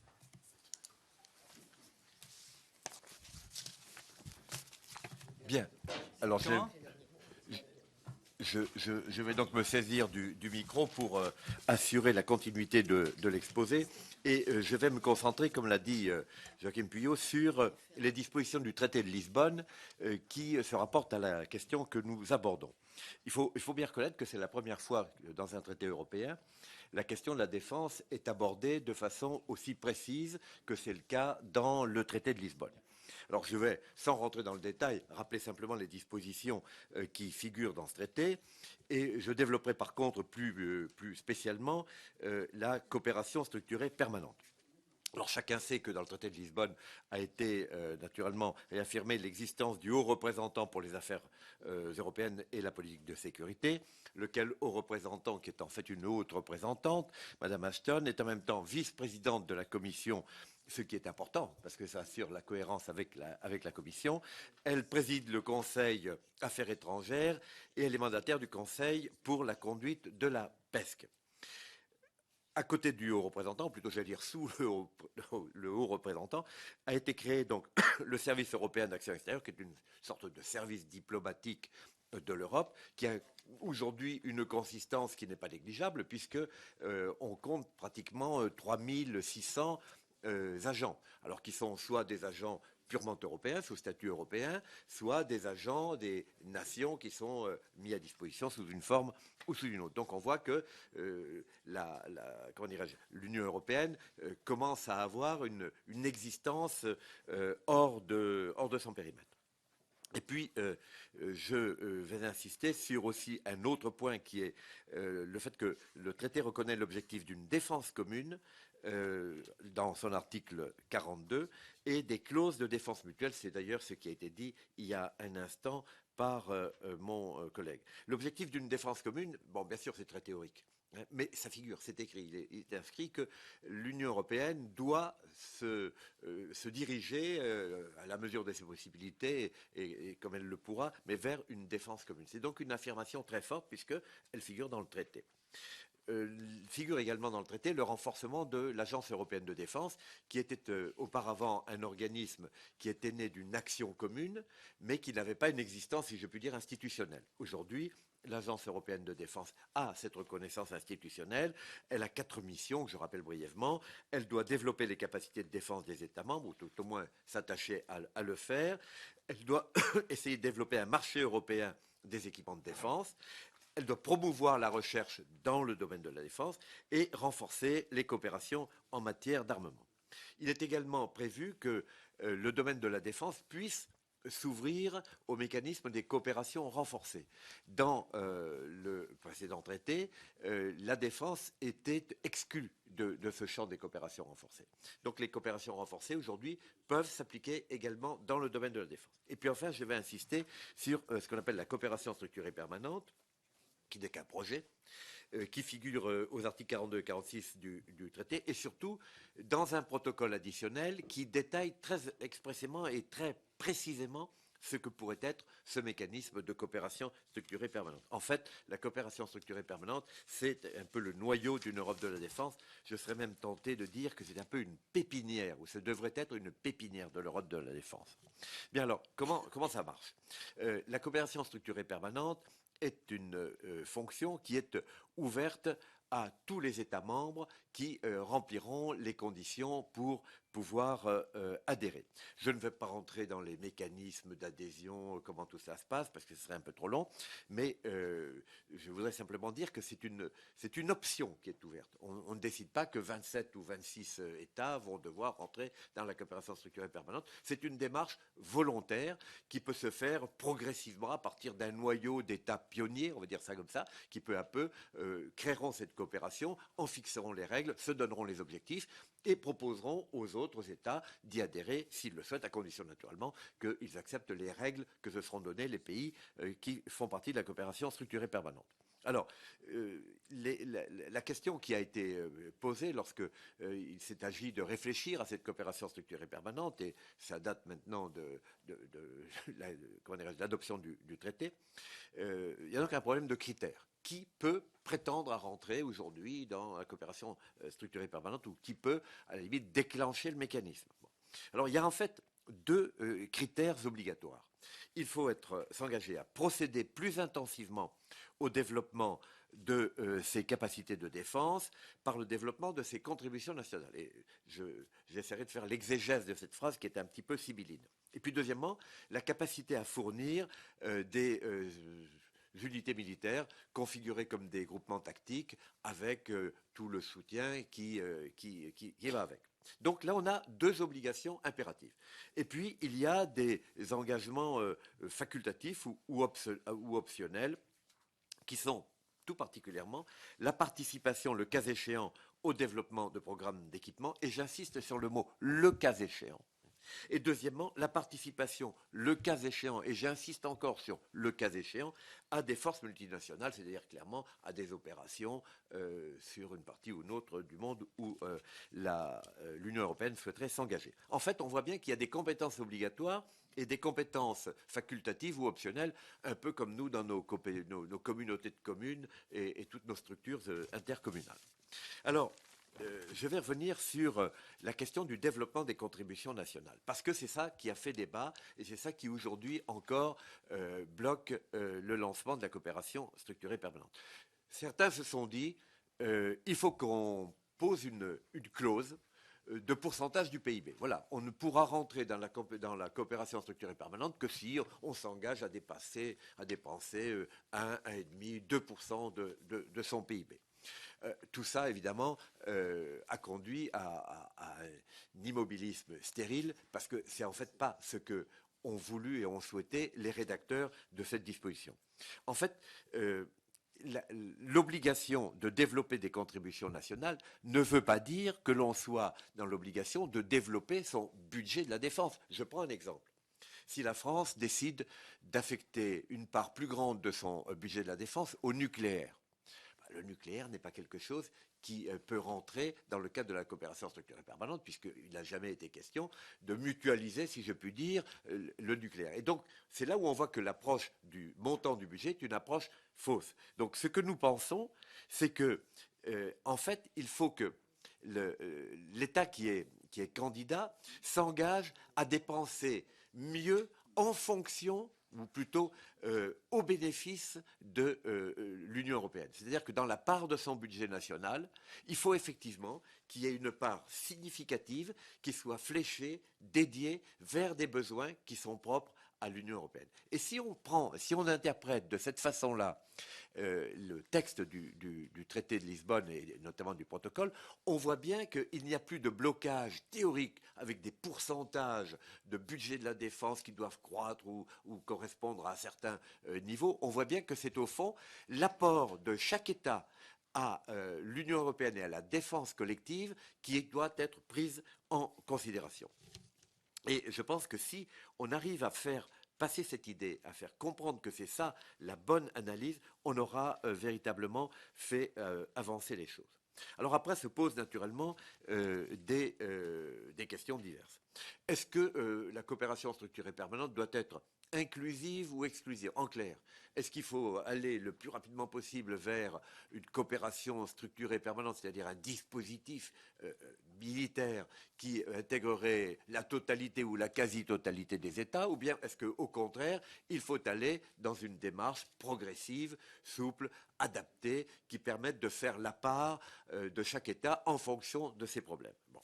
Je crois que le texte est à cet égard extrêmement clair. Il n'est pas du tout question qu'il y ait de position contraignante. Les États qui sentent le besoin ou l'intérêt d'adhérer à la coopération structurée permanente le font le jour où ils se sentent prêts à le faire et où ils voient l'intérêt de le faire. Donc la question de l'inclusivité ou de, j'allais dire, l'exclusivité, de l'exclusion, n'est pas un problème majeur en soi.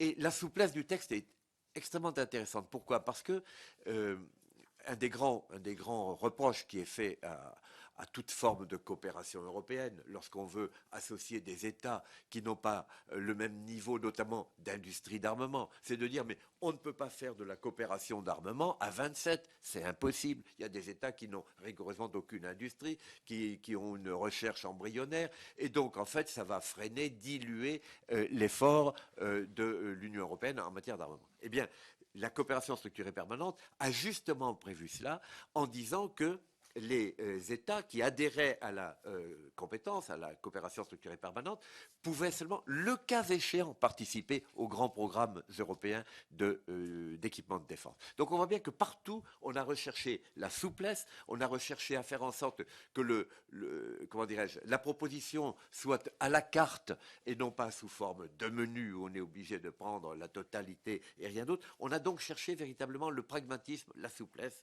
et la progressivité. Je note également que la coopération structurée permanente est compatible avec l'OTAN, parce que ça c'est aussi naturellement une difficulté. Est-ce qu'il s'agit d'un dispositif qui vise à concurrencer l'OTAN? Absolument pas. Le traité de Lisbonne est très clair à cet égard et précise que les États qui sont dans la coopération structurée permanente ne renoncent pas pour autant à ce que l'OTAN leur apporte en matière de défense. Alors, il y a ensuite évidemment des problèmes qui existent encore et qui sont très forts aujourd'hui. C'est le problème du financement de tout ça. Aujourd'hui, on sait que l'Union européenne se refuse à financer toute initiative dans le domaine de la défense. Néanmoins, il existe dans le traité de Lisbonne des possibilités qui sont certes des possibilités encore marginales, notamment la préparation de certaines actions, les actions préparatoires. Alors qu'est-ce que veut dire action préparatoire? À quel stade on remonte en amont d'une opération pour dire c'est à ce moment-là que l'action devient préparatoire? Là, la discussion est en cours, la réflexion est en cours, mais il y a sans doute une piste et il y aura sans doute d'autres pistes également. Voilà, ce que je voulais dire pour terminer, c'est que cette coopération structurée permanente est en fait un outil tout à fait extraordinaire et qui, si on le mettait en œuvre, n'engage pas les États au-delà de ce qu'ils pourraient imaginer, mais leur permet de rentrer dans ce qu'on pourrait appeler une pépinière de l'Europe de la défense, où chacun vient et où, avec des stades progressifs, année après année, au fur et à mesure que les instances de l'Union européenne auront fixé des stades supérieurs de développement, les pays pourront eux-mêmes progresser ensemble. C'est donc une forme de pépinière de l'Europe de la défense, c'est-à-dire c'est pas du tout un dispositif où on vous dit ben voilà l'Europe c'est ça, alpha et oméga, pas du tout. C'est voilà on a semé les graines. Et on va les aider à pousser. Et puis s'il y a d'autres qui viennent, eh bien, ils pourront s'adjoindre et trouver leur place dans cette pépinière. Donc pragmatisme, souplesse, progressivité dans le développement du concept, une certaine forme d'autogestion, ce qui est étonnant dans les institutions européennes, car il est prévu que ce sont les pays qui sont dans la coopération structurée permanente, qui en font partie, qui en fait ont la direction de la coopération structurée permanente. Alors qu'habituellement, ce sont les institutions européennes qui tranchent le Conseil, que sais-je. Donc on voit bien que là, il y a vraiment un concept extrêmement particulier qui a été mis en place. Et puis, la coopération structurée permanente, je terminerai là-dessus, pourra être un stimulant très fort pour la base industrielle et technologique de défense européenne, ce qui est pour nous tous, évidemment, un réel besoin. Voilà. Donc, en fait, dans le traité de Lisbonne, il y a des outils. Il y a des outils pour faire avancer l'Europe de la défense si les États le souhaitent. Ils ont tous les outils, la souplesse, je l'ai dit. On sent aujourd'hui que l'Europe a besoin d'une défense qui s'organise mieux. C'est un besoin impérieux. On en est aujourd'hui à se poser la question de la volonté politique. Y aura-t-il la volonté politique pour lancer ce concept de coopération structurée permanente? Mais je suis optimiste. Parce que c'est un dossier que je suis depuis 1998, donc je vois bien quelle était l'attitude des gens à qui j'en parlais en 1998. Personne ne savait ce que c'était, tout le monde me regardait comme si j'avais parlé un langage d'une autre planète.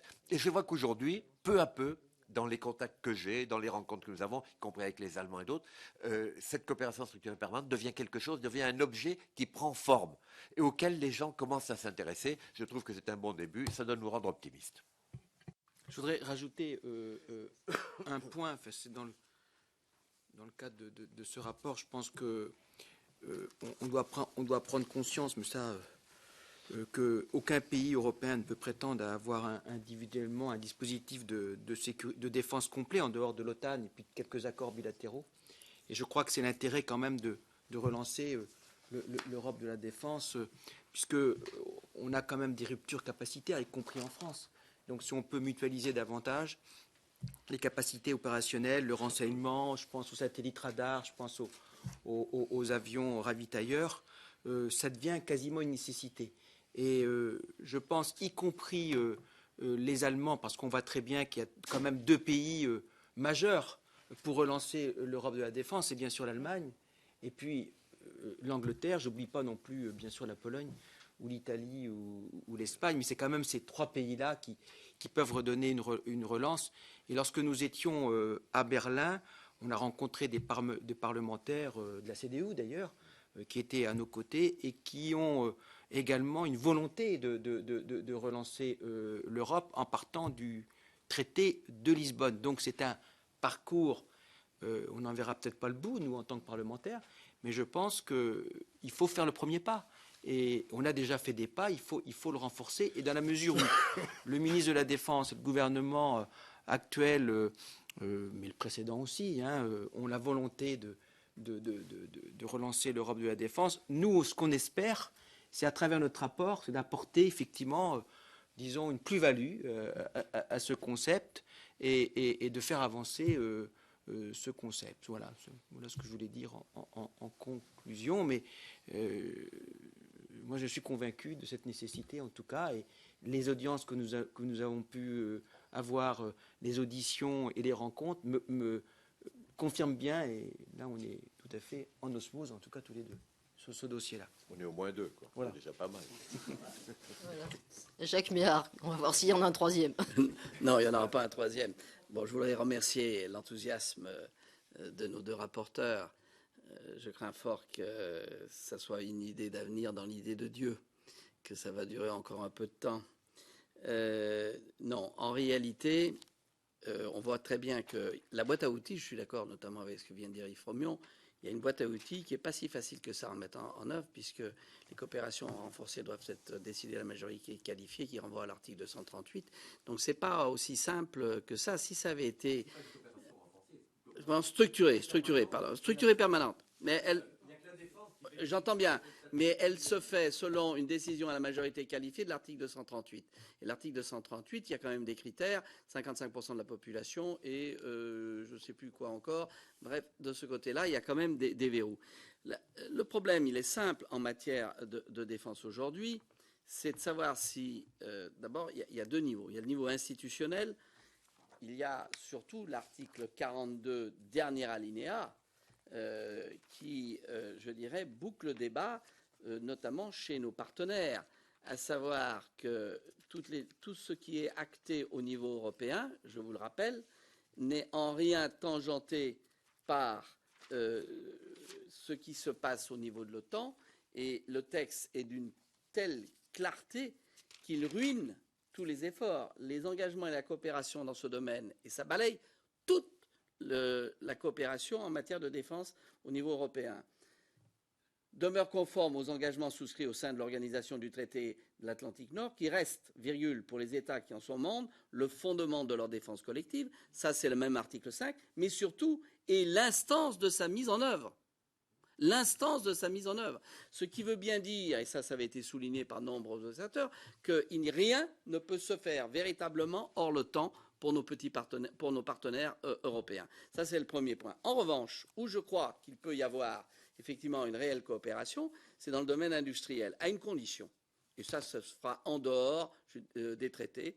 À une condition, c'est qu'il y a un programme qui soit lancé par un industriel avec un appui d'un État, qu'il y ait un pilote dans l'avion, et que les autres viennent effectivement s'agglutiner pour pouvoir sortir un projet industriel cohérent.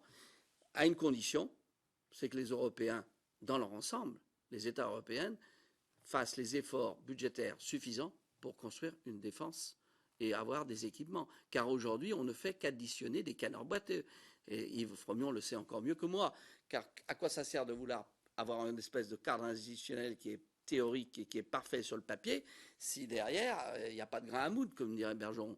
Il y a un moment, il faut que les budgets des États alimentent les projets industriels. Or, aujourd'hui, on voit très bien que ce n'est pas le cas et que nos partenaires européens, pour ne pas les nommer en dehors de l'Angleterre et de nous-mêmes, ont complètement aliéné leur effort de défense dans la main des Américains. C'est tout. C'est ça la réalité. Et donc, je veux bien croire qu'il y a une boîte à outils, pas si facile que ça à mettre en place, parce qu'il y a quand même un certain nombre de verrous, et puis surtout parce qu'il n'y a pas de volonté, comme vous l'avez souligné, de dépenser suffisamment pour la défense et de s'en remettre aux grands puissants. Est-ce qu'il y a d'autres questions? Parce que moi, c'est plus de l'ordre de la remarque que de la question, puisque je suis arrivée en plus en cours de débat et je vous prie de m'excuser, mais c'est dur d'être dans deux endroits à la fois. Moi, il me semble que vos conclusions, et je reconnais le travail remarquable que vous faites, mais vos conclusions sont me semble-t-il, toujours dans le même sens. C'est-à-dire que si on repense à ce qu'on a entendu de Jacques Delors ce matin, qui dit que l'Europe de la défense, c'est pas encore mûr, c'est pas la priorité. Vous savez bien que moi, je viens d'une culture qui est une culture qui demande beaucoup de travailler sur la prévention des conflits. On voit bien que dans ce domaine-là, ça n'a pas beaucoup avancé. Donc, comment voyez-vous l'avenir là-dessus? C'est-à-dire que moi, ce que j'entends, je vais être un peu caricatural, hein, mais ce que j'entends, c'est on est d'accord pour faire l'Europe de ceux qui construisent et qui font effectivement de l'industrie pour tuer les autres une bonne partie de leur fonds de commerce. On n'est pas forcément d'accord pour la réalité de l'Europe de la défense, parce qu'on n'est pas chez les bisounours, celle qui protégerait réellement les populations européennes. Donc moi, je suis un peu partagée. J'ai l'impression qu'il y a encore des progrès à faire pour qu'on soit clair dans ce domaine-là. Et par exemple, l'exemple que vous avez pris, M. Fromion, je ne suis pas sûre que nos amis allemands soient aujourd'hui tout à fait sur ces logiques-là. Et puis tant que la Grande-Bretagne a cette particularité de dire je veux bien être dedans à condition d'être surtout dehors, comment peut-on effectivement être dans une réelle avancée d'une Europe de la défense que l'on puisse entendre au sens qu'elle est vraiment protectrice pour tous les peuples? J'étais provoque volontairement. Non, mais on sait que c'est pas un dossier facile. Non. Mais malgré tout, quand on regarde, enfin, c'est vrai que le Mali actuellement, il y a une difficulté parce que le Premier ministre vient de démissionner. Donc, mais on l'a démissionné. On l'a démissionné. Bon, je sais pas. Bon. Mais par exemple, si on prend l'exemple du Mali, il y a quand même sur le conflit du Mali, je pense qu'il y a une prise de conscience de l'Europe sur le fait qu'effectivement, on a une espèce d'État Sahel qui va se constituer aux portes de l'Europe. Et donc, ce qui veut dire que c'est quand même l'Europe qui se sent menacée. Et ce n'est pas uniquement la France ni l'Allemagne, c'est quand même l'Union européenne. Et le fait qu'on a effectivement... Comment ? Oui, peut-être, mais enfin, bon, c'est quand même et je pense que là, on a un exemple concret où il y a quand même une avance de fait. Alors ensuite, effectivement, c'est toujours la relation entre l'opinion publique et cette notion de défense. Bon, on a été traumatisé par la Deuxième Guerre mondiale. On le voit d'ailleurs quand on interroge les Allemands, l'opinion publique allemande, ils ne veulent pas effectivement que leur armée participe à des conflits. Mais ça peut se comprendre par rapport à l'histoire. Mais je pense qu'à un moment donné, quand vous voyez que des pays émergents augmentent leur budget de la défense d'une façon considérable, je pense à la Chine, je pense également à l'Inde et à d'autres pays, je pense que si effectivement nous, on dit c'est pas un problème, on n'a aucun danger, laissons les budgets se décroître, à mon avis, je crois qu'on fait... C'est pas ce que j'ai dit du tout. Hein. Non. Comment ? Voilà. Et moi, je pense que c'est une erreur. Et donc, voilà, moi, je pense que c'est une erreur. Et puis, est-ce que les États-Unis, dans l'avenir, auront toujours la même attention vis-à-vis de l'Europe ? J'en suis pas convaincu parce qu'on voit très bien qu'ils sont quand même intéressés par tout ce qui se passe au niveau de l'Asie. Et donc, à un moment donné, il faudra qu'on prenne nos responsabilités. Et je pense, Madame la Présidente, qu'en 2013, je crois que c'est en novembre-décembre 2013, je pense que les chefs d'État doivent effectivement faire une communication sur l'Europe de la défense en fin d'année. Donc, nous, si après tout, on peut faire des propositions, non pas pour dire l'Europe, il faut qu'elle soit belligérante, pas du tout. Je pense que l'Europe, c'est quand même une grande démocratie qui est fondée sur les droits de l'homme, mais il faut quand même qu'on se protège et qu'on puisse agir là, effectivement, il y a des difficultés et des difficultés qui peuvent effectivement revenir en contresens par rapport à nos valeurs. J'ai bien dit qu'elle était provoque. Oui, non. Je réponds. Si vous me permettez de compléter... Si vous me permettez de compléter, Madame la Présidente, je crois qu'aujourd'hui, nul ne saurait prétendre que les avancées en matière de défense en Europe sont suffisamment significatives et sont satisfaisantes.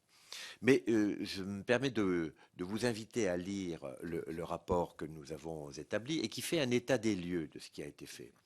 Et vous verrez combien de choses ont été faites, souvent sans grande publicité, sans ostentation, mais il faut savoir quand même que nos forces armées travaillent en permanence ensemble. Et lorsque l'on parlait de mutualisation, je voyais notre collègue Miard hocher la tête. Mais aujourd'hui, le transport aérien militaire européen est structuré de façon collective. C'est-à-dire qu'il y a un état-major qui regroupe l'ensemble des forces européennes de transport militaire, qui est à Eindhoven en Allemagne, et le dispatching des moyens, qu'ils soient français, allemands, britanniques et autres, est fait par cet état-major d'Eindhoven. C'est-à-dire que si, par exemple, on a besoin en France d'un avion pour faire des exercices de parachutage pour entraîner nos troupes, eh bien, il n'est pas interdit de penser, et c'est d'ailleurs ce qui se passe, que ce soit un avion allemand qui arrive ou un avion d'une autre nation qui arrive pour faire l'opération. On l'a vu à l'occasion de certaines opérations. On a même vu à l'occasion de la Libye que certains de nos alliés européens ont contribué de façon discrète au fonctionnement des opérations. Donc il y a beaucoup de choses qui fonctionnent et je crois qu'il ne faut pas être exagérément pessimiste. Mais il est vrai que la défense touche à ce qu'il y a peut-être de plus régalien dans chaque État. Alors, on ne va pas imaginer, alors même qu'il n'y a pas de pouvoir politique en Europe qui est aujourd'hui capable, au fond, de donner à l'extérieur cette image de l'Europe, même s'il y a un haut représentant, on ne peut pas imaginer que les choses puissent aller très vite. Ce n'est pas possible. Tous les essais qui ont été tentés depuis la CED et autres ont démontré que c'était un sujet sur lequel il allait falloir avancer très pragmatiquement. Et ce que nous voulions dire, c'est que dans le traité de Lisbonne, il y a les outils qui permettent, si on le veut, d'avancer. Point n'est besoin aujourd'hui d'aller inventer encore d'autres choses. On dispose de la boîte à outils, elle est parfaitement adaptée. Alors, il y a toujours des arrangements, mais ça, c'est du détail. Mais on a les outils. Et il faut qu'on cesse de dire quand est-ce qu'on va réfléchir. Mais tout a été dit, tout a été écrit de façon intelligente. Il nous reste donc maintenant à convaincre ceux qui ont la capacité de décider politiquement qu'ils ont les moyens d'avancer pragmatiquement, d'avancer sans conflit avec l'OTAN, d'avancer dans des conditions de confort intellectuel aussi satisfaisant que possible. Donc, je crois que les outils existent et ils sont de nature à sans doute permettre de stopper la débandade budgétaire qu'évoquait Jacques Mézard il y a un instant, parce qu'on ne demande pas aux gens d'augmenter leur budget, on leur demande d'accroître la part du budget qui est dédiée à ce qu'ils peuvent apporter à la défense européenne, à la défense collective. Voilà ce qu'on demande. Et il ne faut pas une mauvaise interprétation. Si on interprète les choses comme ça, eh bien, on a devant nous la possibilité de faire avancer les choses. Moi, je voudrais rajouter un point avant de laisser la question à M. Miard. Je voudrais rajouter un point. Par exemple, on a déjà des formations qui sont communes. Par exemple, les pilotes d'hélicoptères. On peut même améliorer les formations. Pourquoi pas former, on en a parlé, les parachutistes, par exemple, dont la France est bien placée pour les former. Donc on a des avancées. Et puis, il y a peut-être également, parce que c'est un rapport d'étape, je pense que le volet préventif et le volet prévention, il faudra l'aborder, et c'est une bonne question. La question que je me suis posée, mais ça, on ne l'a pas abordé, on n'en a même pas discuté, parce qu'on a un livre blanc au niveau de la France. Pourquoi pas un livre blanc? Ça peut être également une étape, une réflexion, au moins une réflexion sur comment conçoivent les États l'Europe de la défense, même si l'idéal dans l'avenir, c'est que l'Europe soit plus politique. Ça, c'est mon point de vue personnel. Et puis, effectivement, peut-être dans 30 ans, 40 ans, on aura peut-être un ministre de la Défense européen. Bon, mais ça, on ne le verra peut-être pas, mais n'empêche que c'est quand même peut-être une idée qu'il faudra creuser. On a bien des responsables maintenant pour les affaires étrangères. Pourquoi pas pour la défense? Enfin, c'est pas vraiment un ministre des Affaires étrangères non plus. Alors, M. Miard vient réintervenir. Non, parce que je pense que c'est voilà, il y avait quand même pardon, le collègue vas-y. Pour ce que disait notre collègue Froméo, je pense qu'il a entièrement raison. L'OTAN a tout intérêt à avoir une défense européenne à côté d'eux. Parce que demain, comme vous dites, dans quelques années, je pense quand on voit les périls qu'il y a autour de notre Europe, je pense que comme souvent, tout se fera par moments contraints et forcés. On l'a vu pour la Libye, on l'a vu ainsi de suite. Donc je crois qu'à un moment, quand on va être obligé d'y aller, il faudra y aller, il faudra y mettre les moyens. Mais je pense qu'il faut pas opposer je ne pense pas que l'OTAN soit opposée à une défense commune européenne. Je crois qu'au contraire, pour eux, ce sera un plus, même si, effectivement, il y a le poids de l'histoire qui fait que.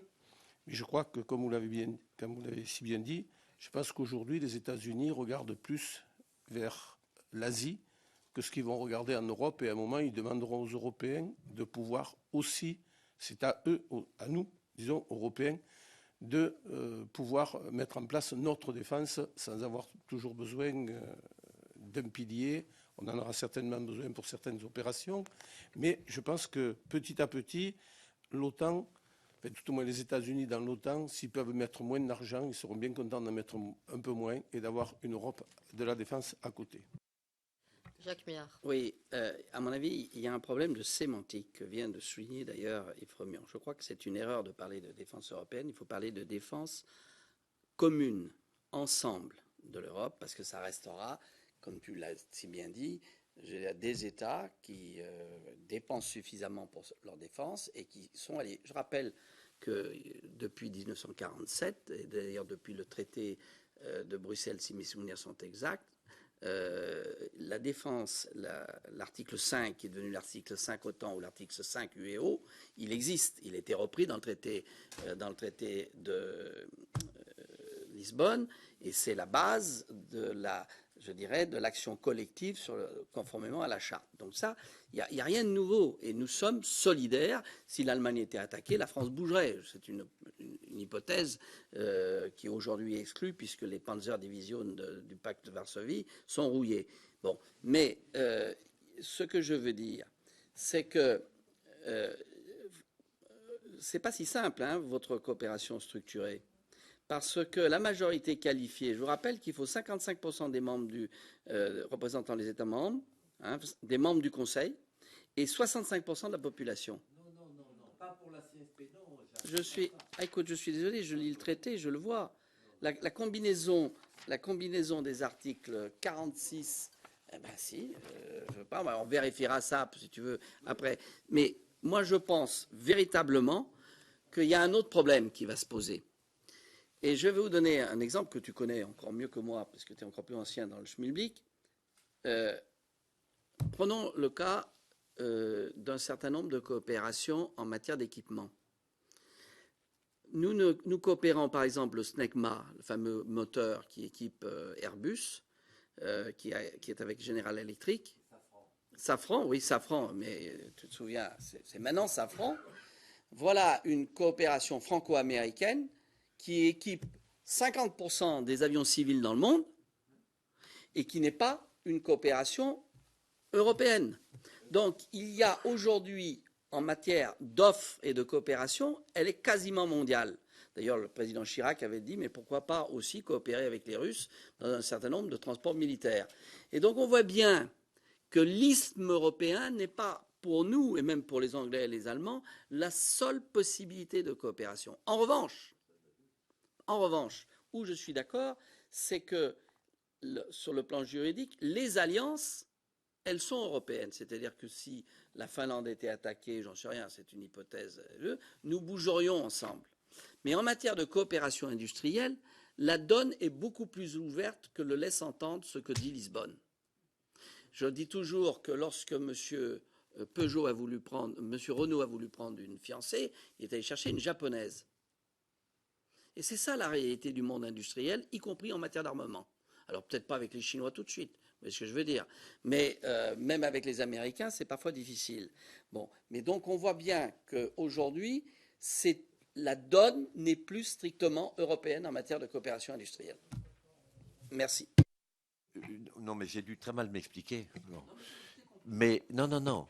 Sur la partie industrielle, c'est justement là où la mécanique qui est proposée est la plus intelligente et la mieux adaptée. Parce que, comme je l'ai souligné, les États qui rentreront dans la coopération structurée permanente ne sont pas obligés de participer aux programmes européens. Et deuxièmement, peut-être que ça je ne l'avais pas dit, la coopération structurée permanente n'exclut pas toute autre forme de coopération, de relations bilatérales et autres, notamment dans le domaine de l'armement. Je ne vois pas comment on se passerait aujourd'hui de coopération avec les Américains en matière d'armement, puisqu'il y a des tas de domaines où nous sommes dépendants sur les technos les plus sophistiqués. Donc de toute façon, il n'est pas question d'éviter ça. Et puis pour terminer sur l'intérêt d'avoir une défense européenne, bon, la question de l'intégration de la Turquie dans l'Europe. Imaginons que les choses aient été plus vite et qu'on les fait rentrer dans l'Union. On serait aujourd'hui borderline de la plus grosse poudrière du monde. La Syrie, l'Irak, tout ça. Et oui. Non, mais je veux dire qu'au-delà de ça, on ne pourrait pas se désintéresser de cette question. Et on serait complètement borderline d'un des problèmes les plus difficiles à résoudre aujourd'hui. Ce qui veut bien dire que l'Europe ne peut pas se désintéresser des questions de défense, ça remettre uniquement à l'OTAN, parce que de toute façon, l'OTAN, dans cette affaire-là, est présent, mais... Oui, on est bien d'accord, mais l'Union européenne, à partir du moment où la Turquie serait membre de l'Union européenne, et oui, et donc on ne peut pas dire qu'on va intervenir au bénéfice de l'un des membres de l'Union européenne si on n'a pas les capacités militaires pour le faire. Alors, si je puis me permettre, puisque c'est un rapport d'étape, je crois que vu c'est le cas de le dire, pour préparer la paix, bien entendu, nous n'allons pas changer les points de vue, mais je pense aussi que la Turquie, pour le coup, c'est une illustration. Je ne suis pas sûre qu'à l'heure actuelle, la Turquie coincée entre la poudrière qu'on vient de citer, l'Iran, la Russie qui n'est pas loin, et une Europe qui est toujours proche et lointaine, soit dans une situation extrêmement tranquille. Donc je propose que, effectivement, nos deux rapporteurs fassent l'étape suivante, nous disent un peu plus finement par rapport aux questions qui ont été posées.